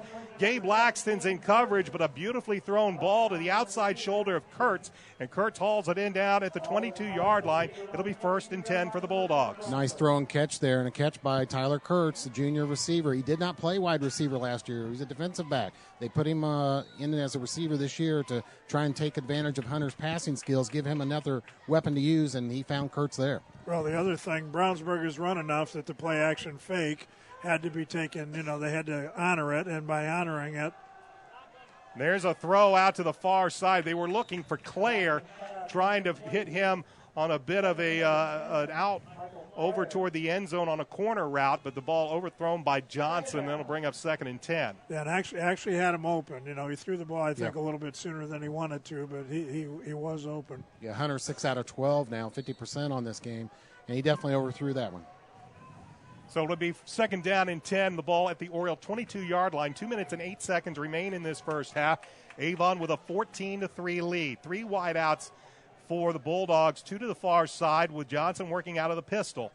He will take the snap, looks to his right, fires down the middle, looking for Lisman, and Lisman was never looking for the football. Nick Handlin had a chance possibly. Actually, it was Braden Luce. Had a chance for the interception, but he just couldn't get to the ball in time. But Lisman never got his head on a swivel and didn't see that ball coming. Yeah, playing too deep that time, and, there was no threat to the flat, so the corner defender, Drew Shiatovich, was able to back up into it just enough to kind of distract it. So it'll be 3rd down and 10 for the Bulldogs from the Oriole 22-yard line. Kurtz will be to the near side with Lisman, I believe, working the slot left. Clayer to the far side. They'll play action pass, and bringing down Hunter Johnson is Joe Belden. Nobody picked up the Oriole defensive end. He just made a beeline for the Bulldog quarterback, and Belden It's going to roll the Bulldogs all the way back to the Oriole 33-yard line. Well, Brian, I was just thinking before that play, we haven't seen Joe make a big play yet. There it was. Well, but, that's one of those situations, and not to sound like I'm second-guessing, but I am. It's 3rd and 10. Play action on 3rd and 10 isn't anywhere near as effective as play action on, 1st and 10 or 3rd and 3 or 3rd and 4 like it was before. That time Avon blitzed. They're ignoring the play action fake, and Joe Belden just pinned his ears back and came. So the play action that time, didn't slow him down at all. Looks like head coach Brett Comer is going to take a timeout, think this one over. Looks like it might be out of range for Jose Hacker. We'll see what they do on 4th and 21 when we come back. 1:12 left to go first half. Avon leads the Bulldogs 14-3. This is high school football on 1610 AM XRB and AudioSportsOnline.com. Is there anything worse than a dripping faucet, a slow drain, or not having enough hot water? At Westside Plumbing, we understand you want a plumber who is honest, respectful, and knows how to fix the problem. Westside Plumbing provides fast, professional plumbing service 7 days a week. When you invite Westside Plumbing into your home, be assured they'll be knowledgeable, timely, and will give your home the respect it deserves. Honesty, integrity, and respect. That's what you get when you call Westside Plumbing. 445-8399. That's 445-8399. Westside Plumbing, serving Brownsburg and all of Hendricks County. 445-8399. Welcome back to Hendricks Regional Health Stadium at Avon High School. 4th down and 21 from the Oriole 33-yard line are what the Bulldogs facing. And this will be a 50-yard field goal attempt by Jose Hacker. And as Coach Shelbourne said, if you're going to pull off some trickery, this would be the time to do it. As Chris Worley tells me, Hacker's long attempt this year, long make has been 42 yards. So 8 yards further out, we'll see if the young man's got the leg. This is a 50-yard field goal from about between the hashes. And it looks like Brownsburg may just be trying to see if they can get Avon. No, they'll snap it, and it's fumbled. Well, that time they did. They were going to try the field goal, but the holder, Michael Clare, fumbled the football as the snap came back. The snap was a little high from Owen Gilbert, but it was handled. It could be handled, but Clare dropped the football, and the Orioles pounce on it, and they have the football 1st and 10 from about their own. Let's see where they spot this ball at the 37-yard line.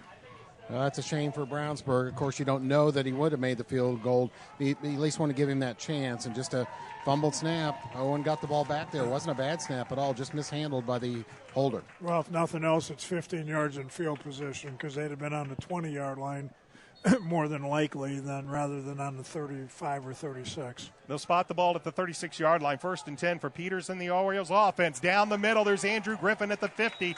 He's brought down right there, tackled immediately by Seth Bronger, but a big gain of about 15, 16 yards to the midfield stripe.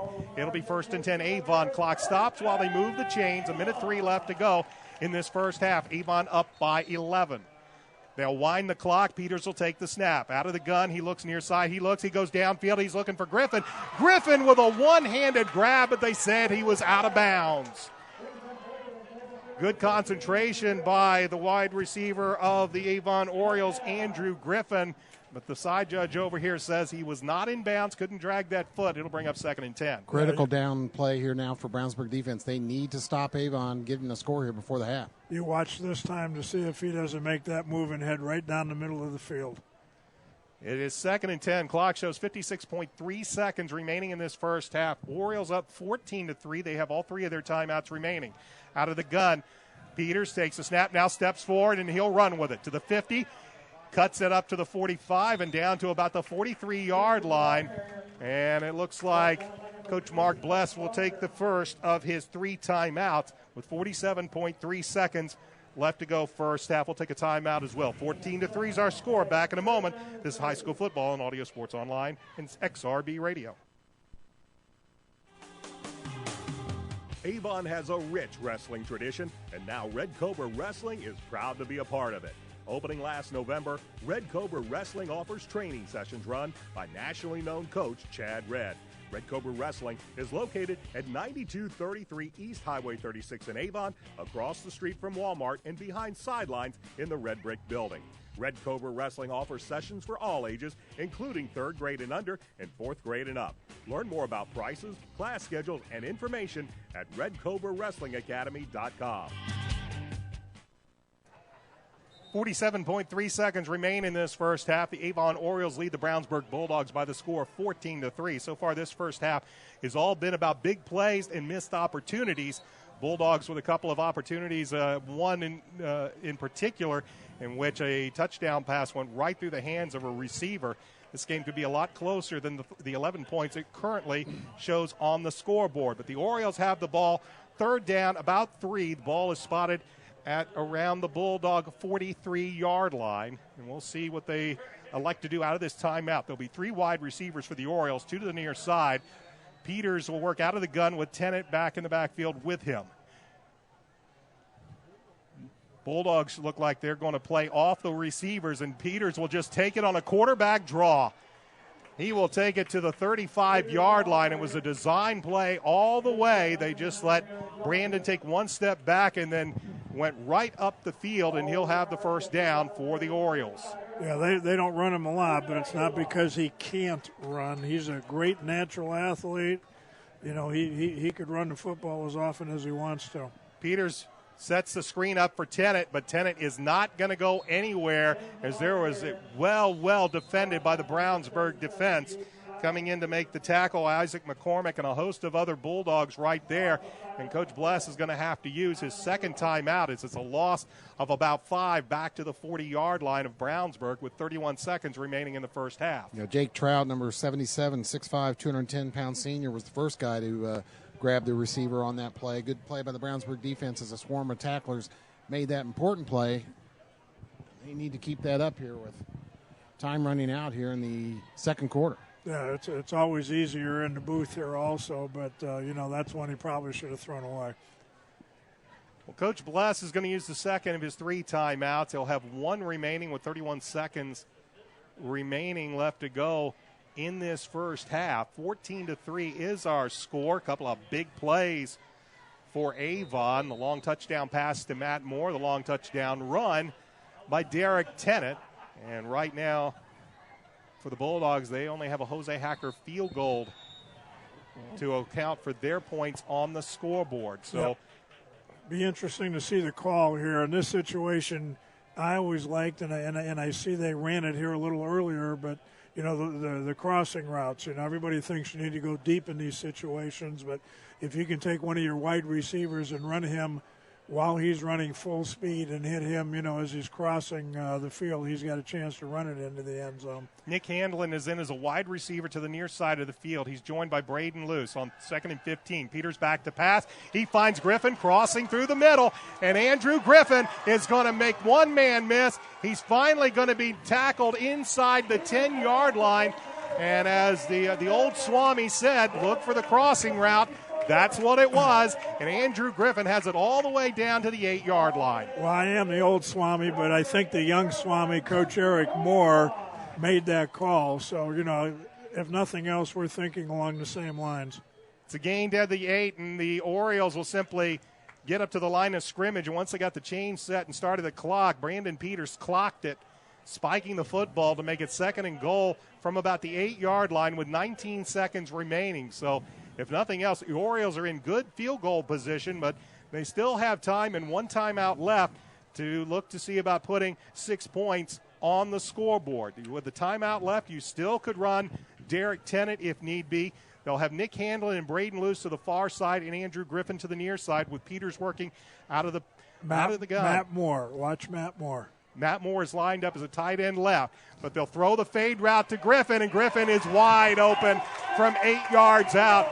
And the Orioles march down the field, and they put 6 on the scoreboard, 8 yards from Brandon Peters to Andrew Griffin.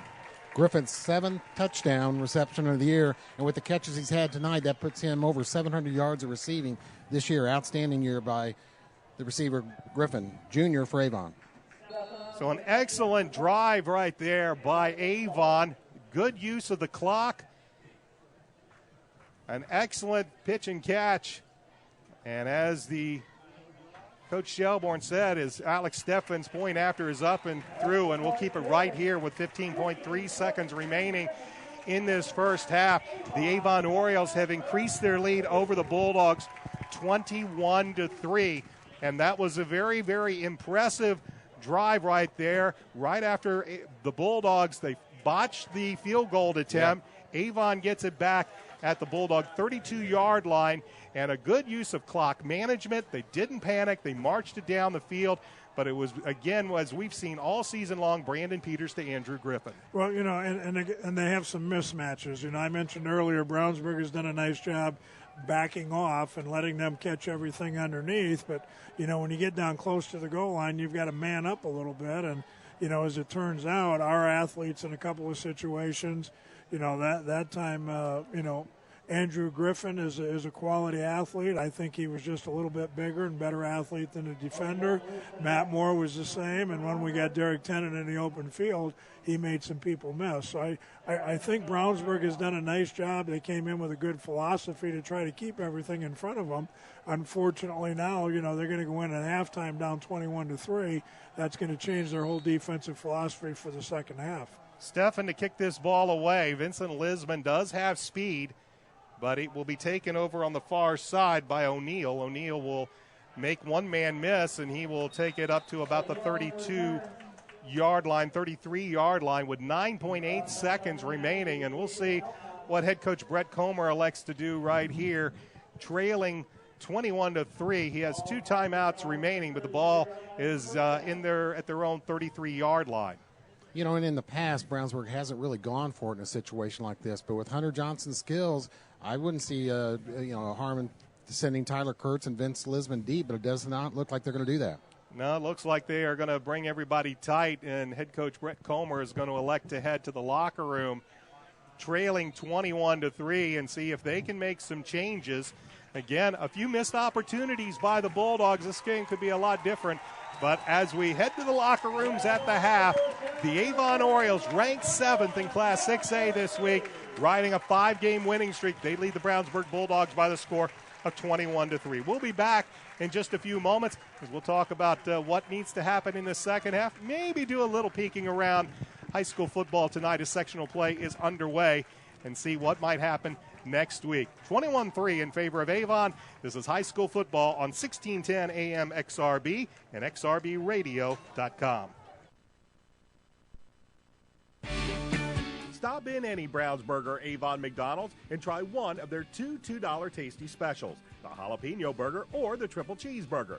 McDonald's is a proud supporter of Avon and Brownsburg athletics and is proud to host the McDonald's Hendricks County Sports Show, taped Wednesday nights on location and aired Friday nights before football on 1610 AM XRB and XRBradio.com.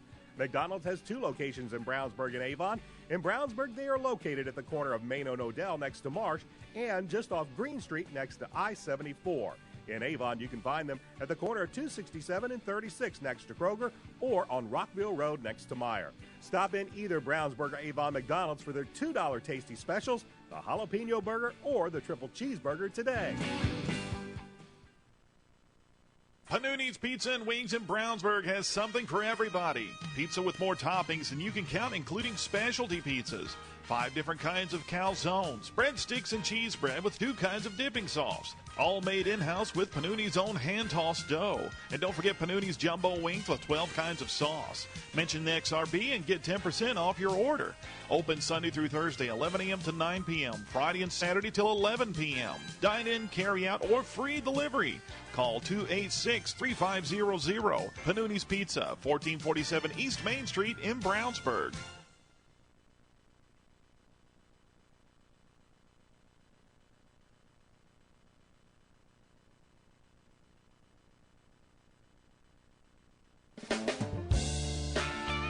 Reynolds Body Shop is a proud sponsor of Avon Football Broadcast. They are conveniently located at 4325 West Washington Street in Indianapolis, just 4 stoplights east of 465.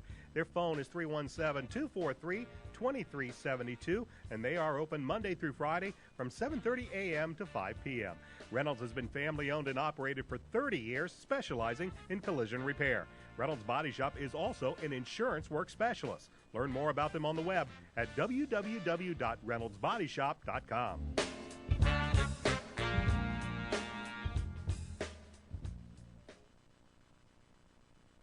Just 12 weeks after having his hip replaced, John was back in the saddle on the mountain trails of Arizona. John's recovery time was reduced significantly thanks to Dr. Brad Prather, one of only a few orthopedic specialists in central Indiana performing the anterior hip replacement. Talk with a Hendricks Regional Health Orthopedic Surgeon at a free seminar. Register at hendricks.org/joints.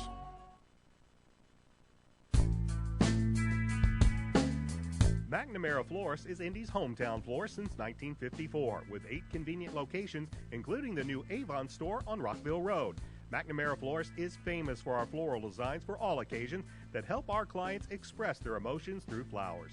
Visit McNamara Florist for outstanding personal service and to select from the renowned home decor merchandising, including stunning Christmas classics. McNamara Florist is located at 9655 East Highway 36 in Avon, and you can give them a call at 579-7900.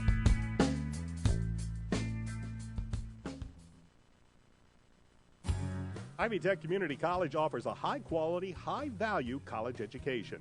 Ivy Tech is the place to start a career or further your education. Even if you're planning to pursue a bachelor's degree, Ivy Tech's quality education is recognized statewide, so our credits transfer. Ivy Tech has a campus in Crawfordsville near I-74 at US 231. Complete your free application at ivytech.edu/apply now or call 888-IVY-LINE. Get started now on a brighter future at Ivy Tech. Halftime at Hendricks Regional Health Stadium at Avon High School, and it is the Avon Orioles leading the Brownsburg Bulldogs by the score of 21-3. Brian Scott along with Chris Worley and the Indiana Football Hall of Famer Dave Shelbourne. Sectional action underway here, Class 6A Sectional 5. As we take a look at what both these teams have done in sectionals, if we take a look at the all-time sectional championships, Avon actually has a bit of a lead over the Brownsburg Bulldogs. They have won 6 compared to the Bulldogs 5. Avon won their last sectional back in 2010, while the Bulldogs won it in 2009. When you look at regionals, Avon 4 regional titles compared to the Bulldogs 2, but Bulldogs have been to 2 semi-states, and they, of course, have that one state championship back in 1984 in Class 4A when head coach Mike Godin, Brownsburg Bulldogs beat Hobart 23-17. Other sectional action going on tonight. Of course, what everybody's looking at tonight is happening at Ben Davis. And late in the second quarter, the last we saw, Ben Davis was leading the Pike Red Devils 17-17. And now it is all tied up at the half. So that's a big score for everybody here. If you're an Avon fan already with the lead, if a Ben Davis were to win that game, next week's championship game, should this score hold up, would be here at Avon. However, should Pike win, the Orioles would have to go on the road at Pike next week.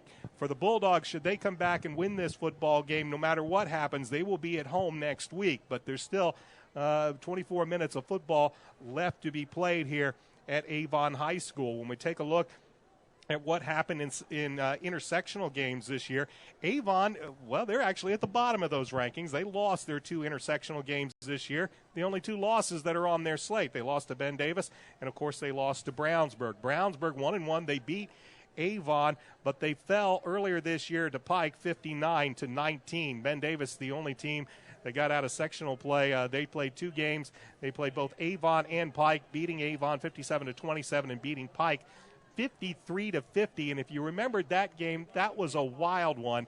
That was a game that was called with about a little less than a minute left to play due to lightning. They came back on Saturday. Came back on Saturday with Ben Davis having the ball deep in their own territory, marched it down the field, and managed to pull off the win in dramatic fashion against the Pike Red Devils. I think I heard Cal Nenripe was saying that's the most worthwhile 10 minutes of football he's ever seen in his life.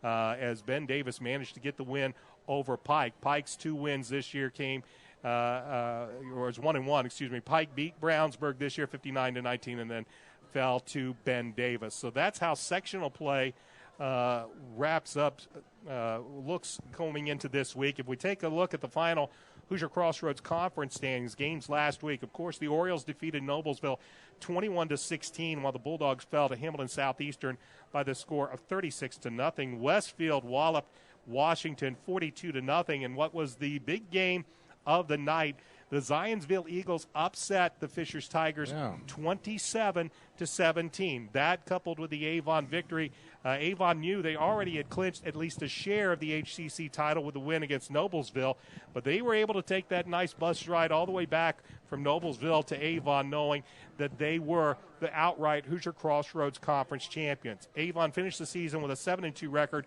5-1 in HCC play. Fishers finished second in HCC play with a 4-2 conference record, 6-3 overall. You had three teams with 3-3 conference records, Noblesville, Westfield, and Hamilton Southeastern, who came on late to pick up a couple of wins. They won their last three conference games in a row. Noblesville and Westfield finished with identical 5-4 regular season records. Southeastern finished with a 4-5 record. Zionsville and Brownsburg both finished with 3-6 overall records, but Zionsville had one more conference win. They were 2-4, while the Bulldogs, they lost their last 5 games, and all 5 of them were conference games. They finished the season with a record of 1-5. Tonight, in action involving Hoosier Crossroads Conference teams, Carmel is at Noblesville, and this one is a lot closer than I think any of us thought it might be, though. Noblesville, pretty decent defense, and that game is at Noblesville. Right now, Carmel leads, I think, late in the second quarter, 7-6. Hamilton Southeastern is playing Fishers. Currently, the Tigers with a 7-0 lead, but that shouldn't be any surprising. Throw out the records. That's always a knockdown drag-out, though. Earlier this year, Fishers really put a wallop on the Hamilton Southeastern, but Southeastern has been playing better football as of late. That game is tight going into the half. And here at Avon, the Orioles lead the Bulldogs 21-3. I'll start with Chris Worley. You've watched the first half here with Brownsburg. They've given up some big plays, and they've also missed on a couple of opportunities. Yeah, missed opportunities were key. Brownsburg needs to score.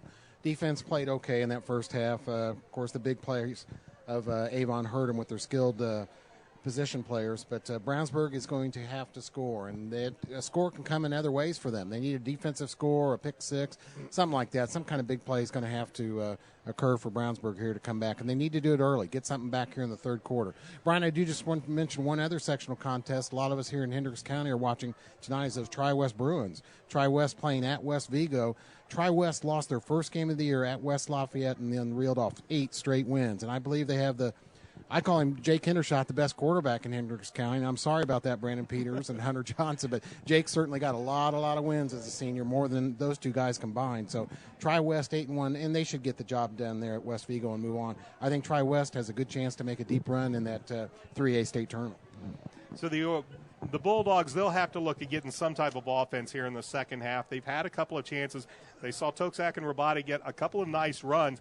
So far, they had a couple of opportunities, especially one that slipped right through the hands of Michael Clare in the end zone that was a sure touchdown, but they couldn't bring it down. And as I bring in Coach Shelbourne now, for Avon, it's pretty much they've been making the big plays while watching Brownsburg miss on a couple of opportunities. Well, that's been the whole game. I mean, really, if I'm Coach Comer, other than the score, I'm really not that displeased with the way my team has played the first half. Defensively, I thought they did a nice job. Other than giving up the big plays, offensively, it's been a little spotty. And, as Chris mentioned here, I think the biggest problem the second half is whatever game plan they came in with, it's gone. I mentioned earlier that, they came in with the short passing game and, a little bit of play action and, running their fullback up the middle. I mean, they're 3 scores down right now and they've struggled to score. So, the philosophy that they came in with, they're going to have to just throw that out the window. And right now, not that they have to hit home runs every time, but they have to run a little bit different than the 8-yard stop pass and get the first down. A little bit like I mentioned here at the end of the half with Avon, they're going to have to come up with some opportunities to get some of their better athletes an opportunity to catch the ball and run with it, to get their fullback maybe out in the flat, get him the ball. Maybe the toss sweep hasn't gone well the first half, but, those are the kinds of things they're going to have to do. And you don't want to come out the second half here and just, try to hit home runs right away. But at the same time is going to be a factor here. So they, Chris had mentioned they do have to get something on the board early. Right now I think Coach Comer's probably just really in there, and he ought to be in there, and I know he will be in there because he's an outstanding football coach. They really played a good half, and really what he's got to do with his kids is just get them to keep their head up, keep their confidence, and come out here the second half and just, play with a little pizzazz. If you're Avon, I think the biggest thing they have to do is just, be error-free. Don't turn, you mentioned we Avon, and I'm going to say we can't give up a kickoff return. We can't get a punt block. We can't turn the ball over. Yeah. We've got to stay away from stupid penalties. And, not that you take the air out of the football because you still got Brandon Peters back there and all those outstanding receivers, but you have to be careful the type of plays, that you do call and the type of passes that you're going to throw if you're going to throw the football. Avon up 21-3. I think, Brownsburg is going to have to come after them. They're going to have to blitz. They're going to have to change their philosophy. They're going to have to get up there and take some chances and maybe play, a little bump and run and, try to mix things up and come up with some things, because right now, if the tone of the game continues the way it is, Avon's going to win this game going away, and Brownsburg is going to have to come out and do something different, kind of like they did on the first play. Yeah, I think so, Coach Dave. And, Tokes Akron-Rabate, of course, their star on offense. He had only 8 carries in that first half. I think it'd be good to get him the ball. Now, we had seen him in the last game against Hamilton Southeastern actually do a kick return. So if you can figure out a way to get him the ball in positions where he can succeed, maybe not just to run up the middle, that would help Brownsburg score some points. Of course, we just heard that Pike has scored another touchdown with still a few minutes left to go in the first half. They're now up on Ben Davis, 24-17. So it is a wild one, much like the regular season matchup was earlier this year. This game is being played at Ben Davis. The regular season matchup was at Pike, so a wild one happening at Ben Davis. Both teams are taking their second half warm-ups. We are going to take a timeout and we'll come back. Second half action here from Avon. The Orioles lead the Bulldogs 21-3. Back with a kickoff in a moment. This is high school football on 1610 AM XRB and AudioSportsOnline.com. Need a U-Haul? Think Northfield Self-Storage. Need a storage unit? Think Northfield Self-Storage. Need packing supplies? Come see Northfield Self-Storage at 1530 West Northfield Road in Brownsburg. Wrapping paper, boxes, mattress bags, tape, rope, dish protectors, just to name a few. Several different size storage units and U-Haul trucks will help you get things moved. Open 7 days a week just south of the Lowe's in Brownsburg. We are Northfield Self-Storage.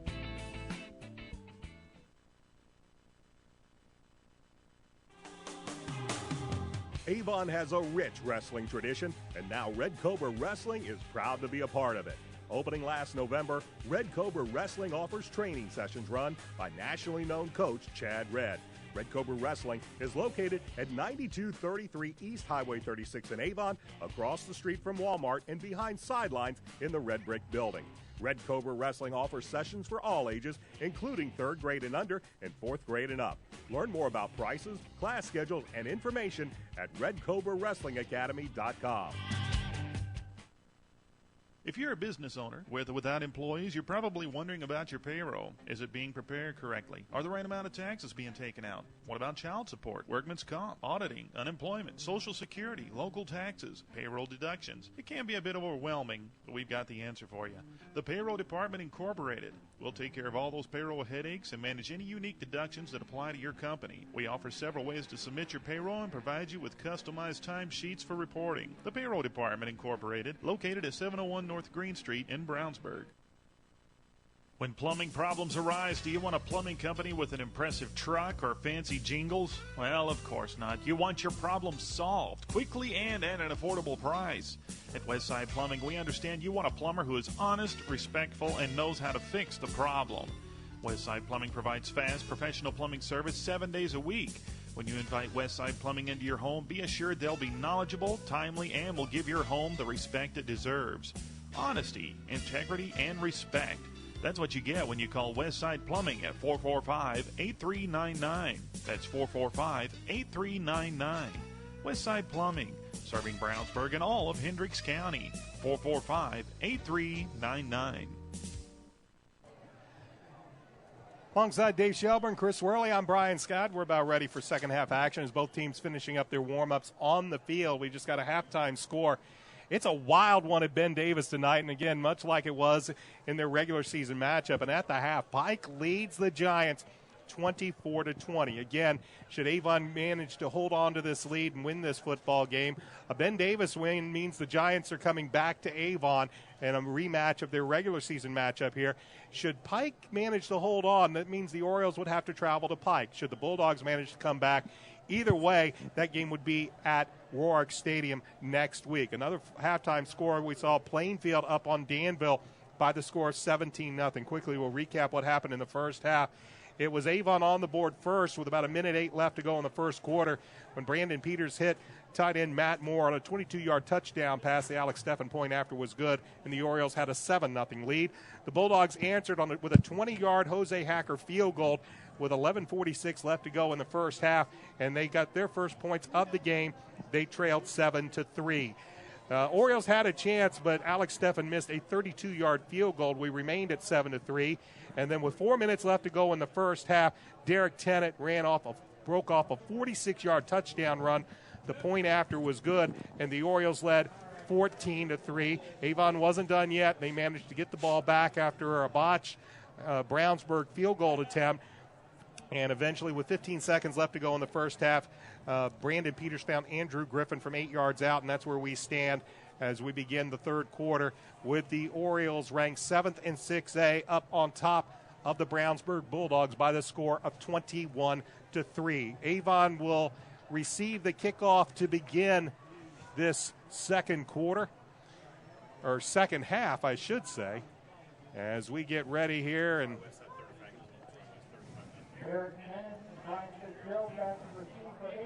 as back deep, it will be Derek Tennant and Bryant Fitzgerald as Jose Hacker gets ready to kick this football away.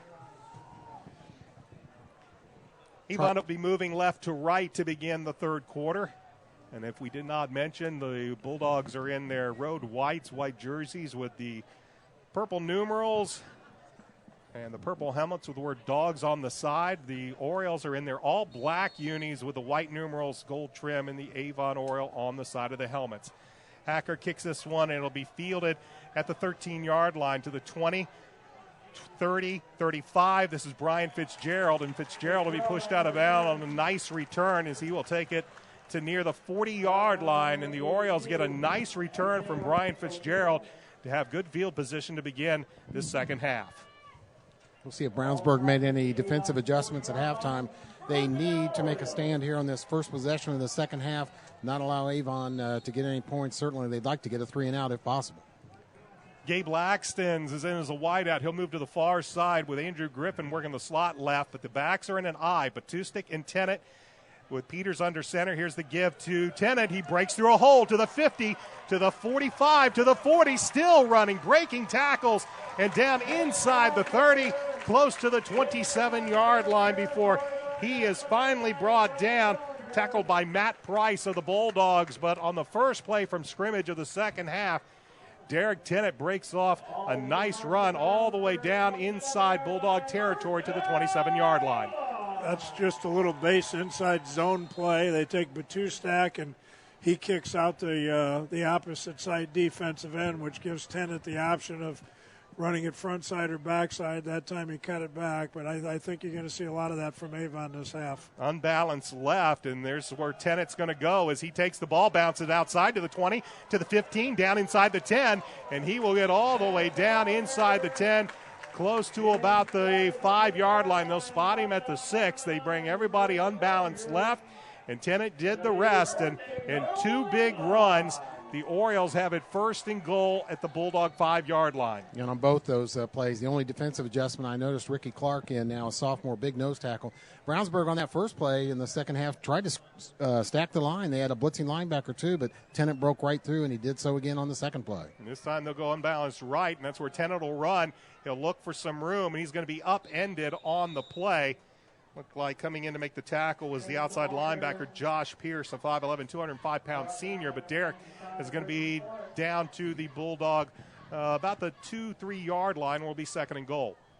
Yeah, Brownsburg needs to stop here, or this game could get ugly. I mean, Avon came out and ripped them twice here for big gains, in the third quarter here. And we all mentioned that Brownsburg had to make something happen here early, and the last thing they need is for Avon to come up with another touchdown quickly. Well, as Coach Shelbourne said, a steady diet of unbalance. They'll blitz the corner, but the give is to Tennant.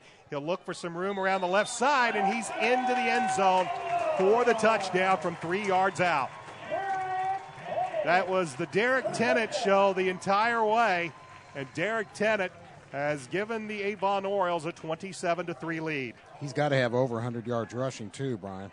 Well, when you get a chance, you might want to whip through that Avon offensive line again, because I gave them some kudos prior to the game, and right now they're just dominating things up front. And yes, Derek is running well, and the running back gets a lot of credit, but that offensive line is doing their job.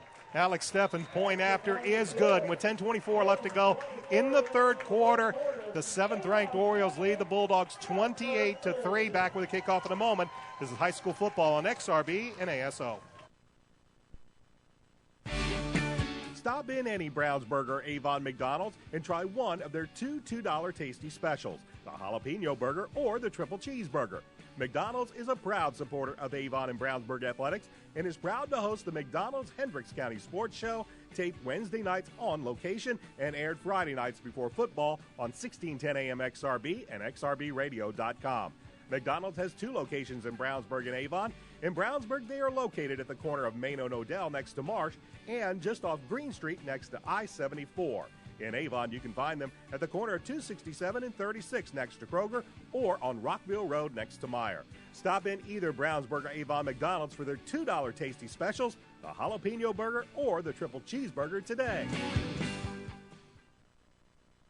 The Avon Orioles go 60 yards in about 5 or 6 plays, and Derek Tennant, he was all the offense the Orioles needed. He runs it in from 3 yards out, and Avon leads 28-3. The kickoff is received at the 1-yard line. Coming back is Vincent Lisman. He makes a nice cut, still on his feet at the 30, and he will fight to the 32-33-yard line. A very nice return by the 5'8", 140-pound junior Vincent Lisman, and the Bulldogs now have their first possession of the second half, but they do so trailing by 25 points with 10:14 left to go in the third quarter. Good return there by Vince. He hasn't given up at all. He took that ball and found some open yards and ran it hard. We'll spot the ball at the 33-yard line of Brownsburg. They move right to left to begin the third quarter, and they find themselves in a huge hole, trailing by 25, as Johnson will work out of the pistol, 2 wide receivers to the right, 1 to the near side. Now give the ball to Akin Rabati, and he will go. He will gain actually a couple. Looked like he might have been stopped initially at the point of attack, but he barrels through beyond the 35 to close to the 36, 37-yard line to pick up a 4 for Tokes Akin Rabati. Looked like Zach Williams and Thomas Williams in on the tackle. They'll spot the ball at the 37-yard line. It'll be 2nd down and 6 for the Bulldogs, as Clayer will go to the far side. And it will be coming to the near side, Tyler Kurtz. They'll stack 3 wide receivers, though, on that far side of the field as Johnson works out of the pistol. The quick fire to Kurtz near side. He'll make the catch, but be stopped right there by Gabe Laxton. But it will be very close to what the Bulldogs needed for a first down. And I'll tell you what, Avon will give up 100 of those. That play right there might help the stats a little bit, but I'm sure that's what they talked about at halftime. It's let them throw those, come up and make the tackle. Just don't let them get behind you. Kurtz is going to be shy of the first down by about a half a yard. It'll bring up 3rd down and about less than a yard. Johnson out of the pistol gives the ball to Akin Rabati, and he will plow ahead and get up close to about the 44-yard line. Needed a half a yard, picked up about 2, and it'll be 1st and 10 for the Bulldogs. there's been people, we'll say our fellow broadcasters in Brownsburg at times have been somewhat critical of the way Tokes is used in a situation like this where he's run right up the middle between the tackles. It'd be nice to get him off tackle or get him in some open field, but Brownsburg unable to do that right now. Well, they're running a lot of trap plays up in there, though, also. They're trying to take advantage of the fact that Avon is such an aggressive team, and if you watch their linemen, they're pulling and trapping an awful lot. That's how they hit the home run earlier. Johnson with a hard count, and he gets the Orioles with that aggressiveness to jump off sides as the Bulldogs had lined up 4 wideouts, 3 to the top of the formation, and they'll get a cheap 5 yards. That'll move the ball up to the 49-yard line of Brownsburg. Will be first down and 5. Clock stopped currently with 8:38 left to go, third quarter.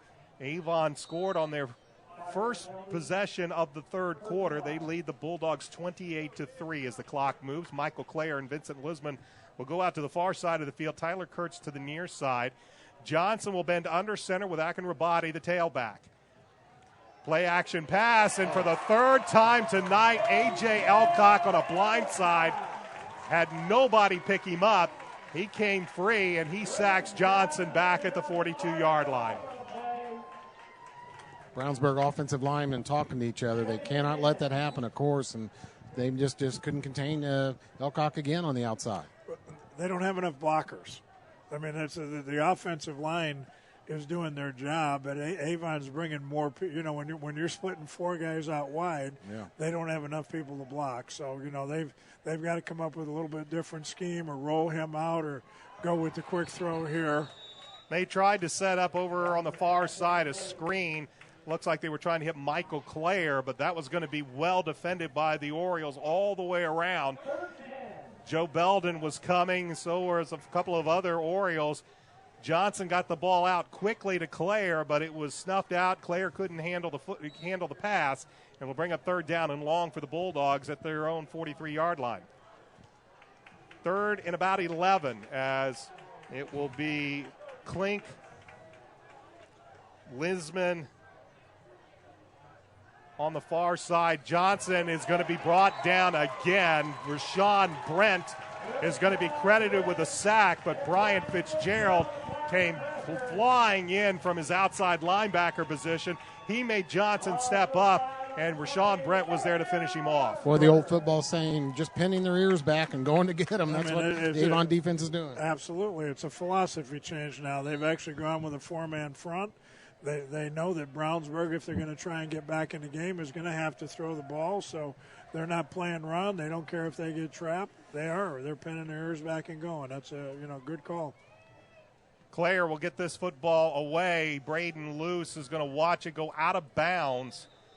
And we'll see where the officials eventually will spot this ball, as they will mark the ball at the out of bounds at the 22-yard line, and that is where the Orioles will take over first and 10 at their own 22. They lead 28-3 as they took the ball right down the field. It was the Derek Tennant show to begin the third quarter, as Tennant with all the offense needed on that first drive, and he took it in from 3 yards out to extend this Oriole lead to 28-3. Now Avon will go 4 wide as they send 3 wide receivers to the near side. Peters will work out of the gun, but he will give it to Tennant, and Tennant will take it up the middle, and he'll pick up about 4 or 5 yards before he is brought down by Josh Pierce. Yeah, that was Brownsburg's 4th punt of the night. I don't think Avon's punted yet. Hey, Coach Shelbourne, you talked about that offensive line for Avon. I want to give one guy credit. We got to know him a little bit this year, as Brady Nyland, the fine center, number 63, is senior. And Brady, boy, he's awful intense about getting his weight work in, his conditioning, loves to play center. He's a good kid, plays hard for Avon at that center position. They're all that way, and I hate to do this, but Coach Jared Johnson is the offensive line coach. The coach in me wants to give that coach a little credit as well. He's done a nice job developing these kids, because I mentioned earlier they've become a unit now. I think that first game we saw them, it was 5 offensive linemen. Now it's an offensive line unit. They're teeing off. This is a point where you want to be as an offensive lineman, because this second half they're going to run the football. They're going to take time off the clock. They're going to pin their ears back and go. They're just going to flat out come off the ball. And Derek Tennant, they know, and Darian Love, if he gets a shot in there, they're both just going to run up in there and get some yards. Tennant picked up 3 on the last play to make it 3rd and 1, and he will pick up the first down and more up to around the 39-yard line. And so far, the Orioles, while they've been coming out in a 4-wide look and bunches over here on the near side, it still has been Derek Tennant who has been the only Oriole to make any play, touch the ball basically, besides Brandon Peters taking a snap. It's been Derek Tennant running the football, and he has an Oriole first down at the Avon 39-yard line, 1st and 10. Yeah, well, if they keep getting 8 to 10 yards of crack, you're not going to see it past the second half. This time they will bring split backs, and Peters will hand the ball off, and coming in the near side is Derek Tennant, and he will dive forward in what should have been a loss of 3. Derek managed to cut up and turn up field and pick up a yard after what should have been a 3-yard loss. Well defended by the Orioles, but Derek with a nice cut and just lunged forward to beyond the 39 to pick up about a half yard. Yeah, Brownsburg defense tried to be aggressive there, get a good rush on. Matt Price made the tackle for Brownsburg. Going to need to make more of those plays. They'd like to force a turnover right here if they can. Andrew Griffin and Nick Handlin to the far side, with Handlin working the slot. Split backs, flanking Brandon Peters. Play action pass, and now Brandon going deep, looking for Nick Handlin, I believe, down that far side. That's the first time I think we've watched Handlin as a pass comes his way, and there is a Bulldog down. He was the Bulldog in coverage, and he is down at about the 20-yard line. So while we have a timeout, we'll check on the Bulldog and be right back. 4:32 left to go in the third quarter. Back in a moment. This is high school football on XRB. To avoid 2 separate knee surgeries under anesthesia, Dr. Kyle Ritter and Dr. Chad Waits worked in tandem. They replaced both of James's knees at the same time. Just 2 weeks later, this preacher was back on his feet, leading Sunday services and Bible classes. Talk with a Hendricks Regional Health Orthopedic Surgeon at a free seminar. Register at hendricks.org/joints. Welcome back to Hendricks Regional Health Stadium at Avon High School. The 7th-ranked Orioles leading the Brownsburg Bulldogs in this sectional opener, 28-3. Bulldog down on that play. Victor Nglima. And he goes off. Might have just gotten the wind knocked out of him as he was in coverage of Nick Handlin. Both of them went flying to the turf. And Nglima is a little slow to get up, but looks to be fine as he heads to the sideline. And the Orioles will have a 3rd down and 9. That was their first pass play of the second half after running a steady diet of Derek Tennant.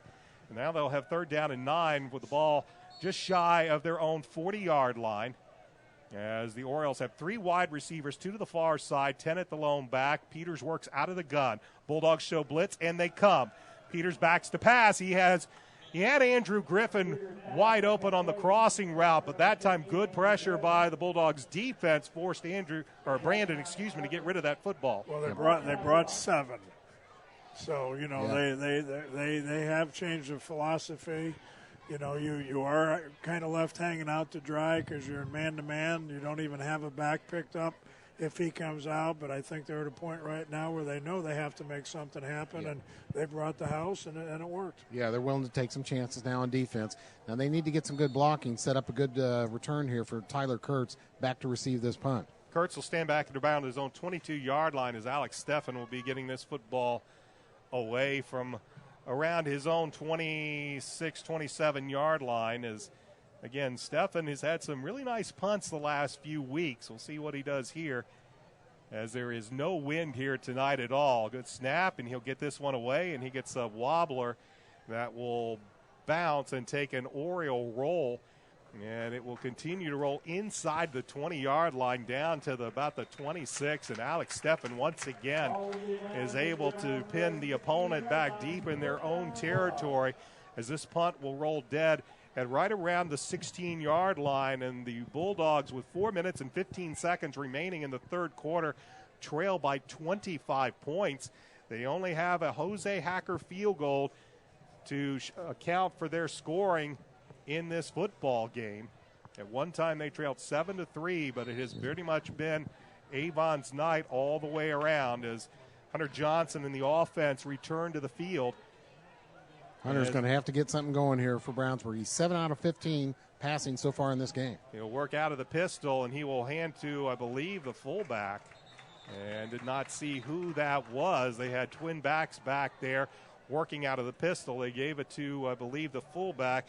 Actually, it was probably Carson Gill, the wingback. And Gill is not going to get anything as the Orioles are just now sending making life all sorts of difficult for Johnson and the Bulldogs offense. And the few carries Carson Gill has had for Brownsburg this year, he's been effective in little relief of Tokes, Akinrabade, but he's been effective, just not so tonight. 3 wideouts to the near side for the Bulldogs, 1 to the far side. This time Akinrabade is the lone back as Johnson out of the pistol, pump fake, fires down. He has a man running, and that's Lisman. And he was well covered by Gabe Laxtons, and that's probably a toss-up speed-wise. Both players very, very quick. But Laxtons has the size against Lisman, who's only 5'8", compared to Gabe, who's about 6'4". Well, you know, Avon Coach Bombi hadn't changed his philosophy at all. He's still bringing linebackers. He's still blitzing. They're still playing that type man and taking chances and, you know, counting on guys like Gabe to have that good coverage because he was beat initially. They tried to run a little hitch and go, which is the type of thing we've all said they're going to have to try to do to get back in the game. And, you know, Gabe is just a good enough athlete that, he got beat initially, but he made it up and, you know, the coverage was good.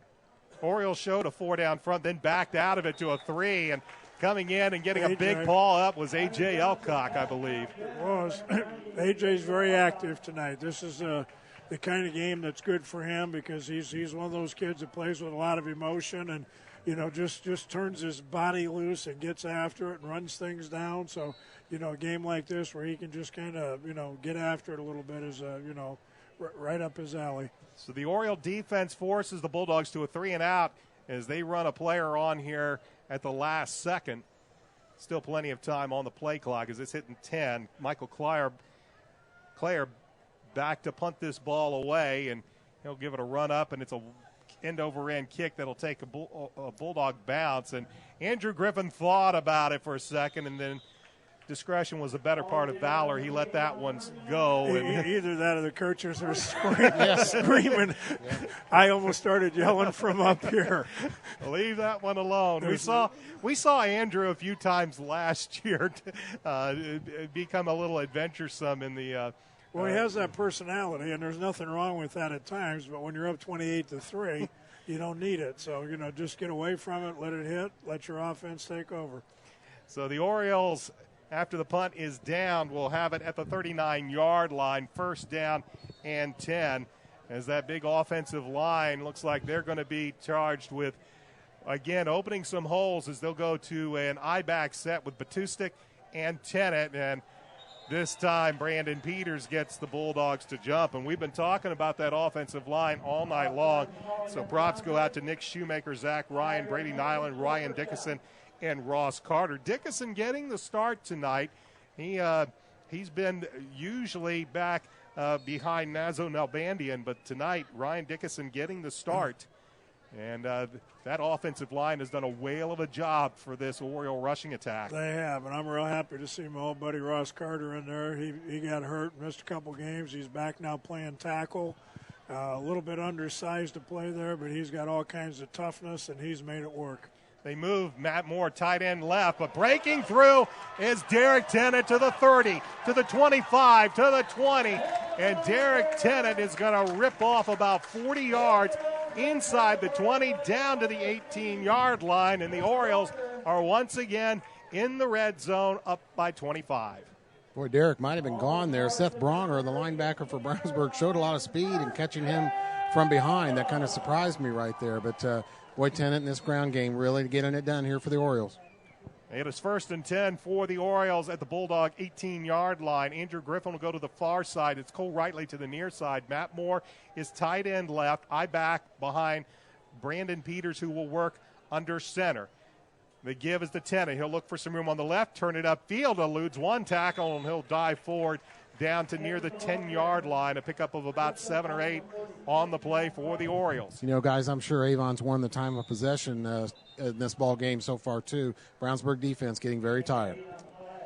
Yeah, I'm not too sure since, I don't have the stats handy, but I don't imagine really that Brownsburg has a whole lot of first downs here right now. Avon's just kind of real methodical now.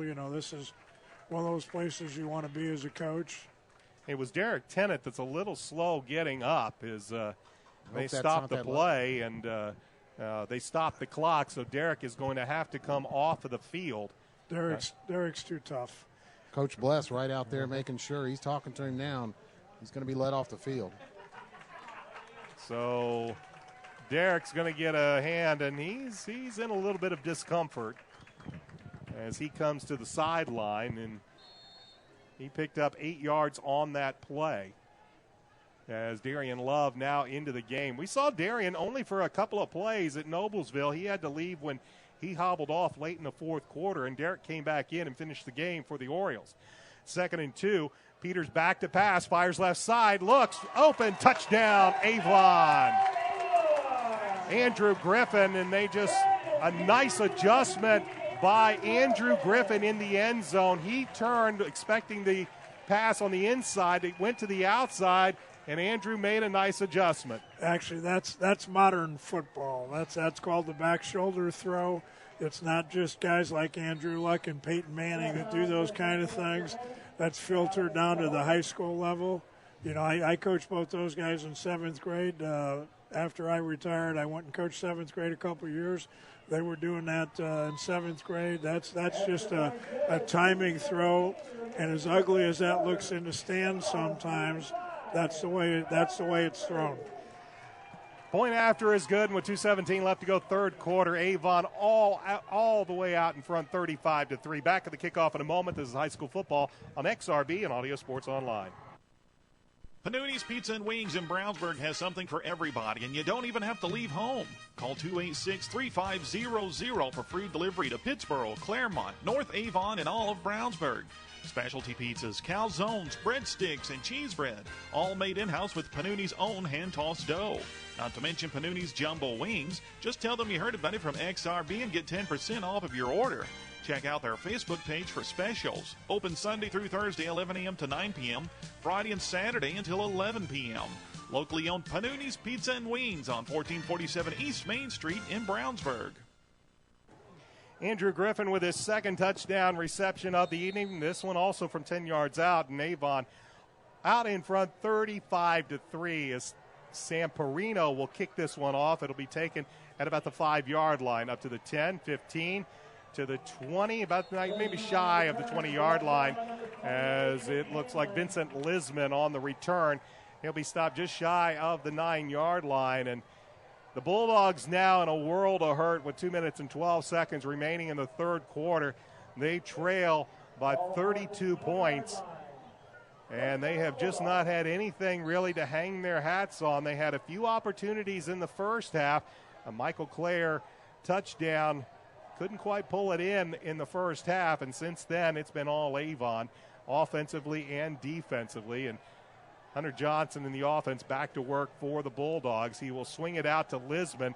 Lisman takes it. He will turn it upfield. He'll make a move, and I believe A.J. Elcock with a big pursuit, and as Coach Shelburne said, he has really got it in another gear tonight. He came, turned around, saw the play being developed, and pursued that one all the way to the sideline to get Lisman out of bounds after a gain of only about 3.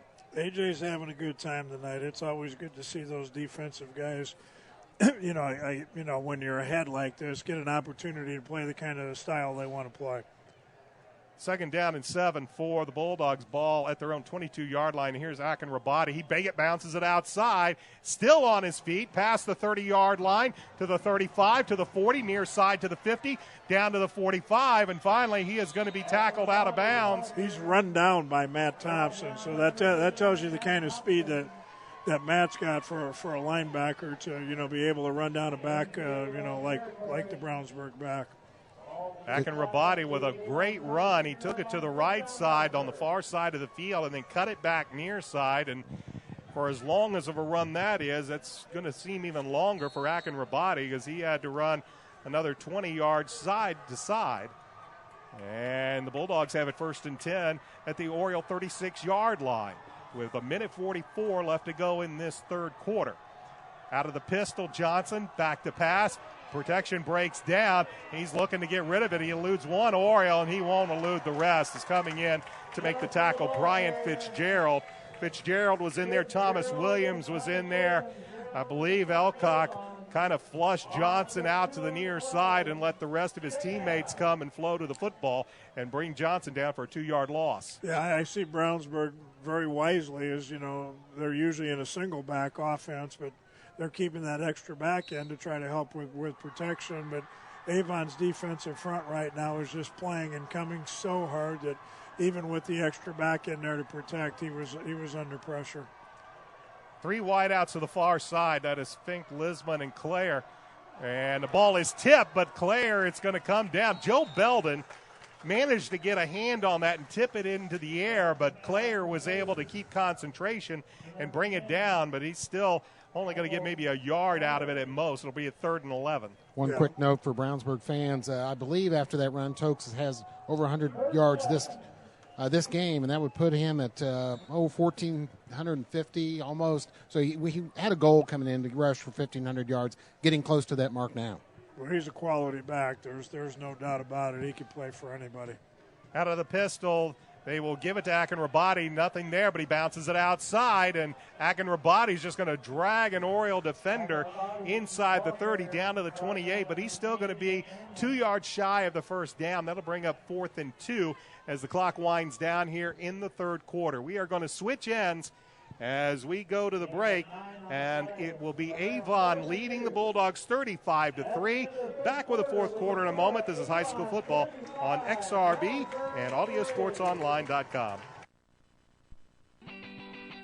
Running out of space, tired of the clutter, but don't want to part with your possessions?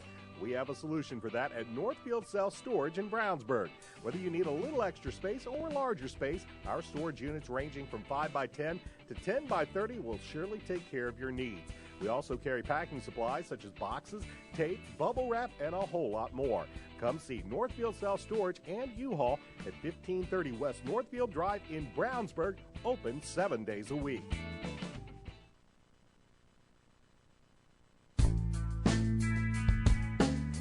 McNamara Florist is Indy's hometown florist since 1954, with 8 convenient locations, including the new Avon store on Rockville Road. McNamara Florist is famous for our floral designs for all occasions that help our clients express their emotions through flowers. Visit McNamara Florist for outstanding personal service and to select from the renowned home decor merchandising, including stunning Christmas classics. McNamara Florist is located at 9655 East Highway 36 in Avon, and you can give them a call at 579-7900. We'll flip ends of the field, and the Bulldogs will have a 4th down and 2 at the Oriole 28-yard line to begin the fourth quarter. They're moving left to right. Johnson works out of the pistol, and he will give it to Akinrabadi. Akinrabadi tries to turn it to the left side, and he was wrapped up by Gabe Laxton's, but Tokes Akinrabadi at 6 foot, 200 pounds. He is a strong, strong runner, and he dragged Laxton's, and this may be depending on where the spot. They're giving a very, very strong look. The Orioles are coming off like they stopped him. Well, I thought he got past that first down marker. They're going to bring the chains out, and the chains say that this is Avon football. And there's a whole lot of white-clad Bulldogs and a little bit of disbelief, thinking that Akinrabadi got it past the sticks, but Gabe Laxton's was hanging on, and he evidently got Akinrabadi out of bounds before he hit the yard-to-gain mark, and the Bulldogs will turn it over on downs. It's always tougher when it's right in front of the bench also. I mean, that's right in front of the Brownsburg bench. So the Orioles will take over on downs, leading 35-3 with 11:54 left to go in this football game. A score of note, Pike is leading Ben Davis 31-20 as the give is to Darian Love, but a penalty flag looks like this one may be brought back. We'll see what the penalty is. Tackle made by Mike McCoy, but this one's going to come back on a holding penalty against the black-clad Orioles. Yeah, Darian Love going to see some time here. Derek Tennant, he is standing over here. He's got his helmet off. Don't see any coaches checking any kind of injury, so I think he's okay. They're just going to give him a little rest. We did see Derek out last night supporting Avon volleyball. He was at the volleyball match last night for the girls as they had a win. And like we said, this rivalry resumes tomorrow in volleyball. Avon versus Brownsburg at 12:30 at Mooresville High School, sectional semifinal. So it'll be first down and 17. The ball just shy of the 20-yard line, more closer to the 19-yard line as the Orioles will line up with an I backfield. Wide receivers left and right. Brandon Peters under center. Play action pass. He's looking for Andrew Griffin, and he's got Griffin wide open. And Griffin will make the catch at the 30-yard line of Brownsburg. Griffin just beat the defender, and there was no two ways about it. Brandon Peters saw the play develop. He was just letting Andrew get a little further down the field before chucking it up. And Griffin's finally going to be hauled down at the 28-yard line of Brownsburg. First and 10 for the Orioles. Brad Geilinger made that stop, and he was overmatched there. But little Brad, he'll fight you to the end, made a good tackle there. I was impressed the way Brandon Peters was so patient on that pass. He waited and threw the ball at just the right time for his receiver to make the big play. Great pass by Brandon. It's easy to be patient when you have that much time. As a former quarterback, I can tell you that. Here's Darian Love, over the right side. And he will pick up about 15 yards just inside the Bulldog 10-yard line, where it'll be first and goal for the Orioles. We kind of saw that play from Peters to Griffin. They almost hit it on one of the first plays in the first to begin the game. And it was just going to be a spot all night long where they've either run the cross or they've just gotten the post route. And this time Peters hits up with Griffin, and they take it all the way down deep into Bulldog territory. Here is Love. He's going to come to the near side, and he is going to find some room and pick up about 3 yards before he is brought down by Mike McCoy. And McCoy been on quite a few tackles for the Bulldogs, but that's not something that you want to normally see your safeties making most of the tackles. Well, and that's the way it's been. McCoy and Brad Geilinger, when he hasn't been hurt, do make a lot of the Brownsburg tackles. They have the sticks up, so evidently the Orioles could get a first down without getting the touchdown. But, I mean, that nose of the football would have to be just shy of the goal line. So, in effect, second and goal from about the 6. Cole Rightly to the far side. Andrew Griffin to the near side. I backfield. They give us to Darian Love. He will tunnel under and be stacked up after a gain of maybe a couple of yards down to about the 5-yard line. That'll bring up third down. Clock moving as we approach the 10-minute mark left to go in this football game. All Avon, 35-3. They'll spark the ball just inside the 6-yard line, so the Orioles will break the huddle. And as they do, they will send to the near side Cole Rightly and Andrew Griffin. Peters will work out of the gun. He'll look over a 4-man front for Brownsburg. Play action. Fake it to Love. Now Peters flushed out. Will run to the near side. Pressure coming from the backside. Brandon throws it up, and he's got Andrew Griffin in the corner. Touchdown, Avon. That's Brandon Peters just throwing it up and letting his talented wide receiver go get the football. Andrew went up, got the football, got a foot down, and the Orioles tack on a touchdown. And we've got an Oriole down about the 12-yard line on the near sideline. I think that's Andrew Griffin's third TD catch of the night. Can't get that number, Brian. I'm trying. There is an Oriole down at about the 13-yard line, and that's Brandon Peters. Did look like number 18, yeah. That is Brandon Peters down over here on the near sideline. He is sitting up. They're taking a look at him, and we've seen Brandon take some really, really hard hits this season. And come to think about that one during the Ben Davis game in which Asmar Bilal got him. Yeah, they were looking at a foot or an ankle there, but he walked off on his own. Looks like he'll be okay. So Steffens on for the point after. And this would make it 42-3. Good snap, good hold. The kick is up. And the kick no good. Knocks off the upright. It's no good. But well, we got something to work on this week. With 9:29 left to go in the football game, Avon increases their lead to 41-3. Back with a kickoff in a moment. This is high school football on 1610 AM XRB and AudioSportsOnline.com. Plumbing problems? Yeah, we all get them from time to time, but what if we could avoid the problem? That's what your local Hendricks County hometown company, Westside Plumbing, is here for. At Westside Plumbing, we're dedicated to teaching you about your plumbing problems and helping you maintain your pipes to avoid the big, often messy and expensive problems that could occur. Sometimes Westside Plumbing can even help you fix your plumbing problem right over the phone. Save time and money. Call Westside Plumbing today at 445-8399. That's 445-8399. Westside Plumbing, serving Brownsburg and all of Hendricks County. 445-8399.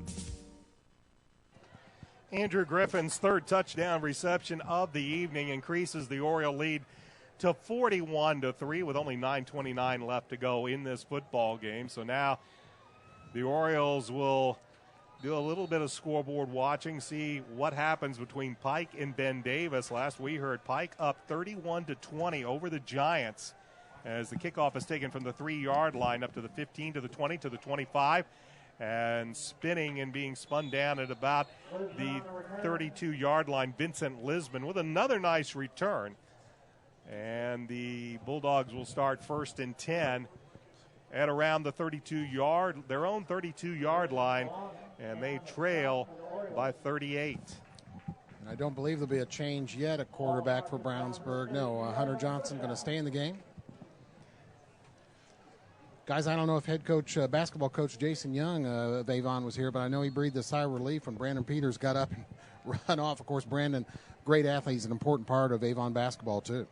Johnson out of the pistol. He'll give it to Akinrabadi, and Akinrabadi right up the middle to the 40, to the 50, down to the 40, to the 35-30. One man to beat. Braden Luce will not catch him, and Tokes Akinrabadi will run off a 68-yard, will break off a 68-yard run, and the Bulldogs have their first touchdown of the night on a home run by Tokes Akinrabadi. Well, I'm going to sound like the head coach that I was for many years, but to be honest with you, that play right there was good for both teams, because right now Avon's on a nice high and they're riding high, and this will at least be a play when they go in and watch it on film tomorrow. You know, they can compliment them for almost every other play in the game, but they can show them that if you don't do what you're supposed to do on every play, this is what can happen. And I know, you know, fortunately for me, it didn't happen too many times in my career, but, you know, it's tough to be a head coach when your team's getting their butt kicked up and down the field, and they needed that a little bit for their confidence. You know, this is going to be their last game of the year. They need to have something to build on. They need to go into the offseason, you know, with their head up. You know, Coach Comer's an experienced guy, and he's got a great staff over there, so I'm sure that that's what they'll do. But, you know, a play like that at least helps. And that was Tokes' 15th touchdown of the year, 15th rushing touchdown. And with that run, he may have eclipsed that 1,500-yard mark for the season. And one of the things, if you go back and look at Tokes Akinrabadi's touchdown runs, the number of runs that are 40 yards or greater for touchdowns, he has had some big runs, and it's all about once you see Akinrabadi hit the second line of defense, there's very few people that are going to be able to catch him once he gets into that second gear. The problem for the Bulldogs tonight, there's been very little else offensively to hang their hats on, and with 9:09 left, they'll find themselves trailing 41-10. Orioles up, expecting the onside kick, as Hacker will come up and he will do a short kick. It'll be fielded by an up man about the 26-yard line, and stopping right there, it was Gabe Laxton who actually fielded the kickoff. It was a short kick, a little pooch kick, that will be down at about the 28-yard line, and the Orioles will have it 1st and 10, and we're starting to see a whole lot of second teamers. Aaron Young's now coming in at quarterback for the Avon Orioles. just one more note on Toke's fine season, Brian. He has that wonderful mix for a running back of speed and power. Power, he can break through the initial defense and at the line. And then, as you said, when he gets past that line of defense and he's in the open field, he turns on that speed to outrun a lot of defenders. So Avon now bringing in a lot of their second-teamers. Aaron Young's now in at quarterback. He will make the handoff and coming to the near side for a pickup of about maybe 3 or 4 yards for the Orioles. I think that is DePriest. That's what we were told. This is a nice time in the game. This is when, as a head coach, you get an opportunity to reward your kids for their, we ask these kids to come in, 3, 4, 5 days a week in the summer. It's a, 7-day-a-week type of thing in the off season with watching film and lifting and doing all that. And a lot of these kids don't get an opportunity to get out there and shine. And here we've got 9 minutes to go against Brownsburg in a sectional game, and this will be a memory for a lot of these kids that they'll be talking about 40 years from now. 2nd down and 8, and this play will not get off as penalty flags fly. And the illegal procedure penalty will go against the Avon Orioles. 8 minutes, 18 seconds left to go in this football game. All Avon 41-10. They'll await the winner of Pike versus Ben Davis. If Pike manages to continue and win that football game, then that game next week will be at Pike. Should Ben Davis come back and manage to beat the Red Devils, then that game would be here at Avon. Brownsburg still staying with most of their defensive starters. However, one senior, Tucker Kilgore, gets in a little bit at defensive back position. Nick Hibbert, a senior for the Orioles, in as a wide receiver to the near side as they go to an I-back set behind Youngs. To give us DePriest, he goes over the right side, and he's not going to find much of anything. He'll get back to the original line of scrimmage. And it will be 3rd down and 10 for the Orioles. Got an update, 31-26 Pike. Wow. Well, and much like their regular season matchup, Pike was in control of that game, I believe, most of the way. It wasn't until that final drive by Ben Davis on a Saturday morning that the Giants came back to win that football game. And well, that's a great rivalry. It's been going on here for quite a while. Coach Moyers and Coach Kirshner are two of the better coaches in the state, and they do a great job and putting up a lot of points tonight. And I'm sure the fans there are having a good time. DePriest is going to get leveled as coming in to make the tackle just about the same time was, I believe, Connor Nichols. Hey, and don't forget, guys, Bo Trudeau, the fine quarterback for Pike, was injured. And I know he's not playing in that game. I don't know who their backup is, but he must be playing a whale of a game for Pike. Well, they've got a lot of skilled athletes, and Coach Moyers, he's not a youngster anymore. He's been around. He knows his offense. He has fun with it. He enjoys it. He's going to figure out a way to be as creative as he can with his kids, and it sounds like he's giving Ben Davis fits tonight. Alex Steffen on to punt this ball away. Tyler Kurtz will stand back at around his own 35-yard line as the clock moves with 6:25 left to go. Steffen gets this one away, an end-over-end kick, and we're going to have a penalty flag running into the kicker. Sure was. Brad Geilinger is always playing hard, got a little too anxious there, and I do believe he hit the punter. They're going to call this a roughing the kicker, personal foul, and that's going to give Avon the first down. So the penalty is going to go against the Bulldogs, and it's not going to be a running into the kicker. It's going to be a 15-yard roughing the kicker penalty, and the Oriole offense will head back out onto the field. Coach Shelbourne, I'm glad you mentioned the time these kids put in. These two teams actually started playing against each other, scrimmaging, practicing this summer down at Bloomington. They were in a camp at IU. Both these squads were down there. That seems like a long time ago, but they put in a lot of time. I can tell you as a head coach, it took me to 61 years of age before I finally gave it up, but it never ends. Yeah, okay? It's a lot of time. It didn't start then. That was just the start of what you do in the summer. It's 12 months a year. Yeah. I mean, it's an obsession. People ask me why I did it. It's just, you love it. And it's one of those things, you want the kids to love it just as much as you do, and if you do it right, they do. These kids work awfully, awfully hard, and it is an inconvenience to families. So when you get an opportunity to get the kids in there and get them under the lights and let them have a good time, it's certainly worth it. Most certainly. Orioles with the ball 1st and 10 at their 42. Another penalty flag as this one will be blown dead as DePriest got the handoff from Youngs, but a false start's going to be called against the Orioles as the second teamers in right now, as already we're watching some of the Avon coaching staff head down to the field to enjoy this victory as the Orioles will avenge their regular season loss to the Bulldogs. Brownsburg facing the possibility of 2 straight 3-7 seasons and a lopsided loss in sectional play. They lost to Pike last year in the first round of sectionals by quite a margin at Pike. Hibbert in. Sully Brown also in as a wide receiver to the far side of the field. I-backs behind Aaron Youngs on this 1st and 15. DePriest will get the football, and he'll run to the near side, and he'll get the 5 yards back on that they had on the illegal procedure penalty to bring it 2nd and 10. As the clock continues to move, we're going to approach the halfway point of the 4th quarter with Avon up 41-10.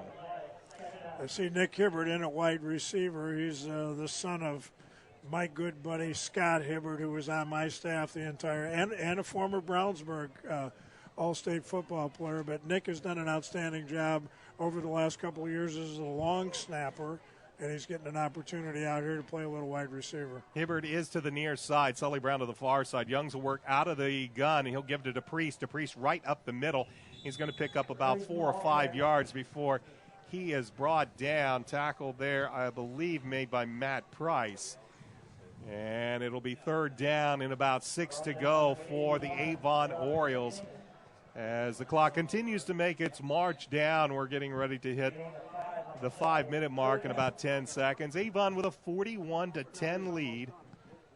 And this season, which at one time started so promisingly, even though the Bulldogs were blown out in their season opener against Pike, they ran off 3 straight wins, including that 27-7 victory over the Orioles back on September 12th. But since then, it's been a tough climb for these Bulldogs. They have lost what this will be their 6th in a row, as this give is to DePriest. He'll gain about a yard up to around the 48-yard line, where it'll be 4th down for Avon. And once again, Alex Steffen is going to be out to punt, and Tyler Kurtz is going to drop back as a single safety for the Bulldogs. Jade Thomas, 72, a senior, got some rare playing time there on the Brownsburg defensive line. I want to give some of those Brownsburg defensive seniors credit. Brad Geilinger, of course, Seth Bronger, Noah Devney, Michael McCoy, Jake Trout, Bryce Toll, senior defensive players for Brownsburg. So Steffen this time has got a few extra yards to work with. He'll punt this ball from about his own 35. Tyler Kurtz stands back at his own 13-yard line as the clock continues to wind down. And Steffen gets this ball away, an end-over-end kick. It'll take an Oriole roll, and it's going to roll down to about the 5-yard line. That's where it's going to be down with 3:52 left to go. We'll be back. Orioles lead 41-10. This is high school football on XRB and Audio Sports Online.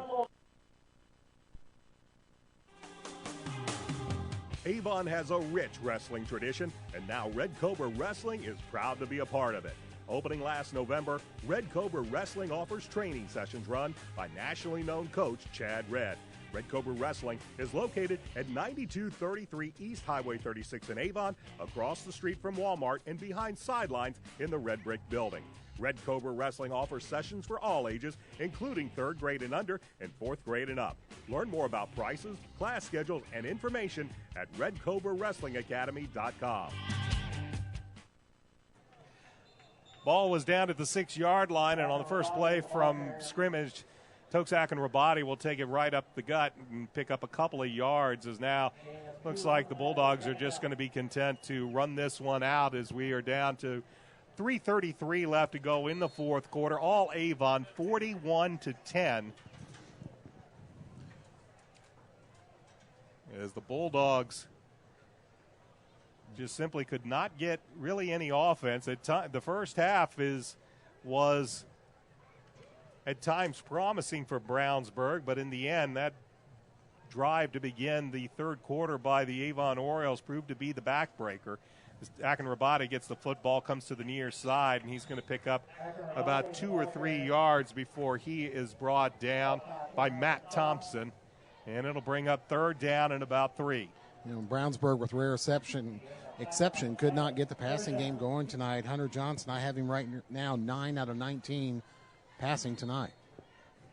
and he is still in the ballgame. So third down, about 3. Ball is at the Bulldog 13-yard line as they will send 3 wides, but they will go work out of the pistol. And the ball gets away from Johnson. He will have to swallow it. A.J. Elcock made sure that nothing more would happen, but it's a loss back to the 7th, and whatever could go wrong now is going wrong for the Bulldogs. As the ball on the snap back, it was just not handled cleanly by Hunter Johnson, and it's 4th down and 9. And yeah, it was a good snap by senior Owen Gilbert. We want to give Owen some credit there as a senior. Didn't expect to be the center all full-time this year, and he was. He's done a good job, even in some poor weather conditions at times. Right now, the Bulldogs don't have a. Yeah, this is when you know you're not in it mentally. When you don't, you got 2 players coming on the field late. As play clock hasn't even wound, and this is just the officials letting this clock wind down, because by all means Brownsburg probably should have been hit with a delay of game, but they just made set the play clock in motion, so they've let the game clock run down a good 25-30 seconds. And Michael Clayer is going to hit the worst punt of his life probably right here, as he shanked this one badly. And when all is said and done, he's going to get a net of maybe 13 yards out of this, as they'll mark the ball out of bounds at the Bulldog 23-yard line. So it goes from bad to worse for the Bulldogs as the punt is shanked, and the Orioles will have it 1st and 10 from their 23, but only a minute 22 remains, and we'll see what Avon elects to do. They may just elect to run it straight up the middle, see if Brownsburg will likely not take a timeout, and then get ready to see who they will face next week and where, as everybody is tight except for a couple of wide receivers, and indeed Aaron Youngs is going to take a knee, and Brett Comer and the Bulldogs show no sign of stopping this clock. So the Brownsburg Bulldogs are going to see their season end rather disappointingly, as they will finish this season with a 3-7 record, losing in their sectional opener against the Avon Orioles. And Avon will await to see whether they are coming back to Hendricks Regional Health Stadium next Friday night to take on Ben Davis, or they will be on the road to take on the Pike Red Devils. 34-31 Ben Davis, end of the 3rd. Wow, what a game. Youngs will take one more knee, and that should be about all that's needed. And the officials are going to make the slowest spot in history for a ball that didn't travel 6 inches, and they get it just under the 25-second clock and spot it. So that's going to be the football game, as the Avon Orioles will advance to the sectional championship game. It's just going to be a matter of where they will be. Will we be back here at Hendricks Regional Health Stadium, or will we be back, or we'll be on the road at Pike? We'll find out. We're going to take a timeout, come back with some final thoughts on tonight's game. This is high school football on 1610 AM XRB and AudioSportsOnline.com. Is there anything worse than a dripping faucet, a slow drain, or not having enough hot water? At Westside Plumbing, we understand you want a plumber who is honest, respectful, and knows how to fix the problem. Westside Plumbing provides fast, professional plumbing service 7 days a week. When you invite Westside Plumbing into your home, be assured they'll be knowledgeable, timely, and will give your home the respect it deserves. Honesty, integrity, and respect. That's what you get when you call Westside Plumbing. 445-8399. That's 445-8399. Westside Plumbing, serving Brownsburg and all of Hendricks County. 445-8399. Panuni's Pizza and Wings in Brownsburg has something for everybody. Pizza with more toppings than you can count, including specialty pizzas. 5 different kinds of calzones, breadsticks, and cheese bread with 2 kinds of dipping sauce. All made in-house with Panuni's own hand-tossed dough. And don't forget Panuni's Jumbo Wings with 12 kinds of sauce. Mention the XRB and get 10% off your order. Open Sunday through Thursday, 11 a.m. to 9 p.m. Friday and Saturday till 11 p.m. Dine-in, carry-out, or free delivery. Call 286-3500. Panuni's Pizza, 1447 East Main Street in Brownsburg. The Avon Orioles advance to the sectional championship game. Well, they will await the winner of Ben Davis versus Pike. The last report, Ben Davis was leading Pike going into the fourth quarter in that game. For the Brownsburg Bulldogs, the loss drops them to 3-7 on the year, a disappointing end of the season for the Bulldogs that started out promisingly at one point. 3-1 on the season, back into the top 10 for the first time in over a year and a half. They dropped their final 6 games in a row, and they drop tonight's game in a blowout 41-10 as the Orioles avenge the 27-7 loss the Bulldogs put on them earlier this season. First, we'll get with Chris Worley as your final thoughts on this Bulldogs season and what the Bulldogs might have to look forward to next year. Yeah, 3-7, another tough year for Brownsburg. And I'll tell you, when you looked at this sectional, of course you didn't want to draw Ben Davis if you're Brownsburg. You didn't want to draw Pike if you're Brownsburg. You saw this matchup with Avon, and, well, I didn't like that either. Brownsburg won that first time around back on September 12th, as we mentioned many times. You knew it was going to be very, very difficult to beat Avon a second time, especially at home here and the way Avon's been so tough. I do want to give Tokes Akron-Rabati credit. I think he's got those 1,500 yards rushing he was looking for. But the team really struggled now in the finish of the season. But, we love Coach Bless of Avon. We're glad for Avon to be moving on here, and we wish him luck next week. I bring in Coach Dave Shelbourne. And, Coach, this was one of those games where we just saw every week since that loss to Brownsburg. You keep saying you just want to look for improvement each and every week.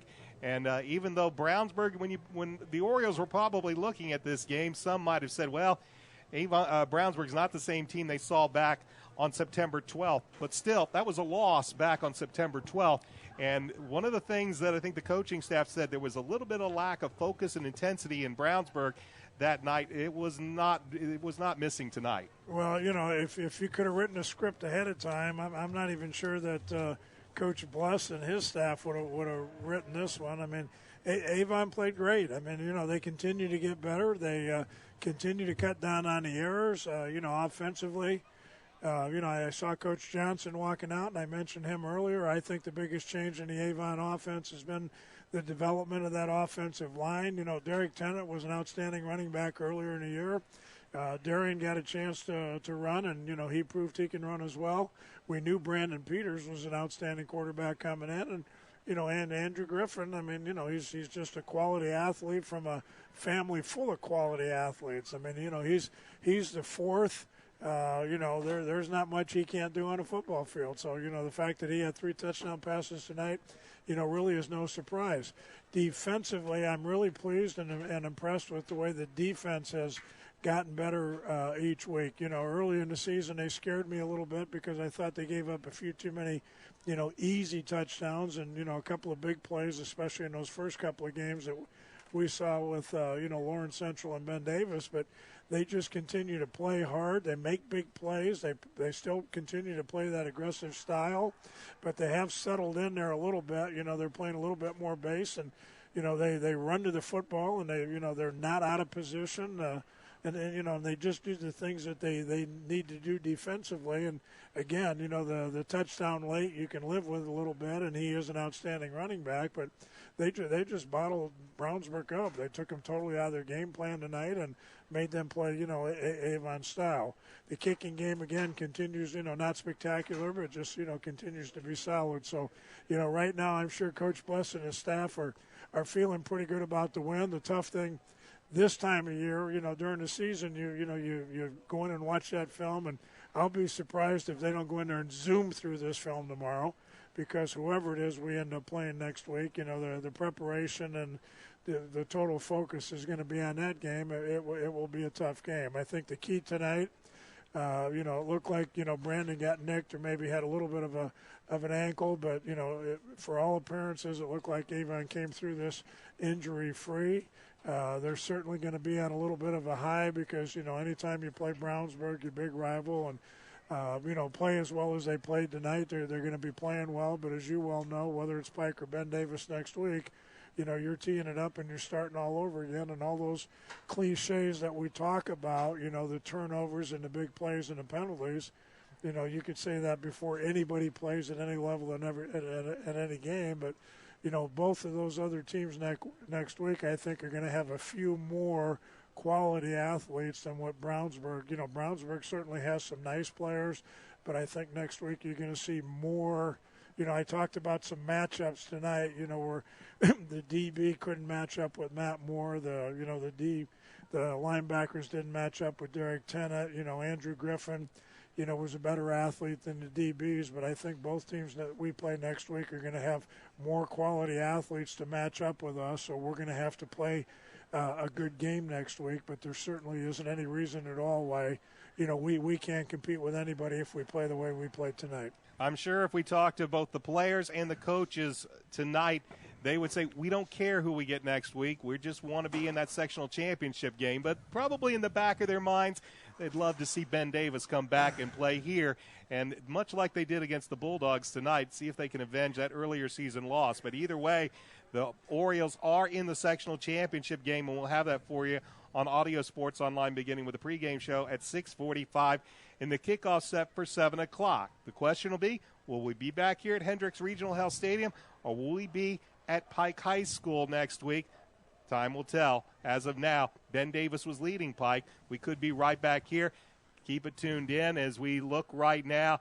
It is currently Ben Davis leading the Pike Red Devils in that fourth quarter. So that's still anybody's football game, but the Avon Orioles know they'll be in the game next week, and for them right now, that's all that matters tonight. I want to thank Chris Worley for joining us here tonight as the Brownsburg Bulldogs season comes to an end. I also want to thank Dave Shelbourne for joining us. I want to thank Shane Ray back at the XRB studios for making sure we were on the air all night long, and I want to thank you for tuning in tonight.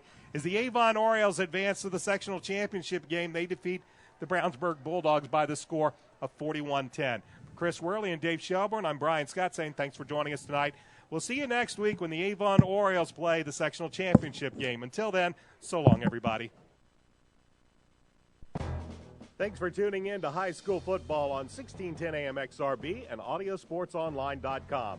Tonight's game has been brought to you by McDonald's, Hendricks Regional Health, McNamara Florist, Panuni's Pizza and Wings, Westside Plumbing, Reynolds Body Shop, Northfield Storage, Red Cobra Wrestling, and the Payroll Department. High school football on 1610 AM XRB is an AudioSportsOnline.com production.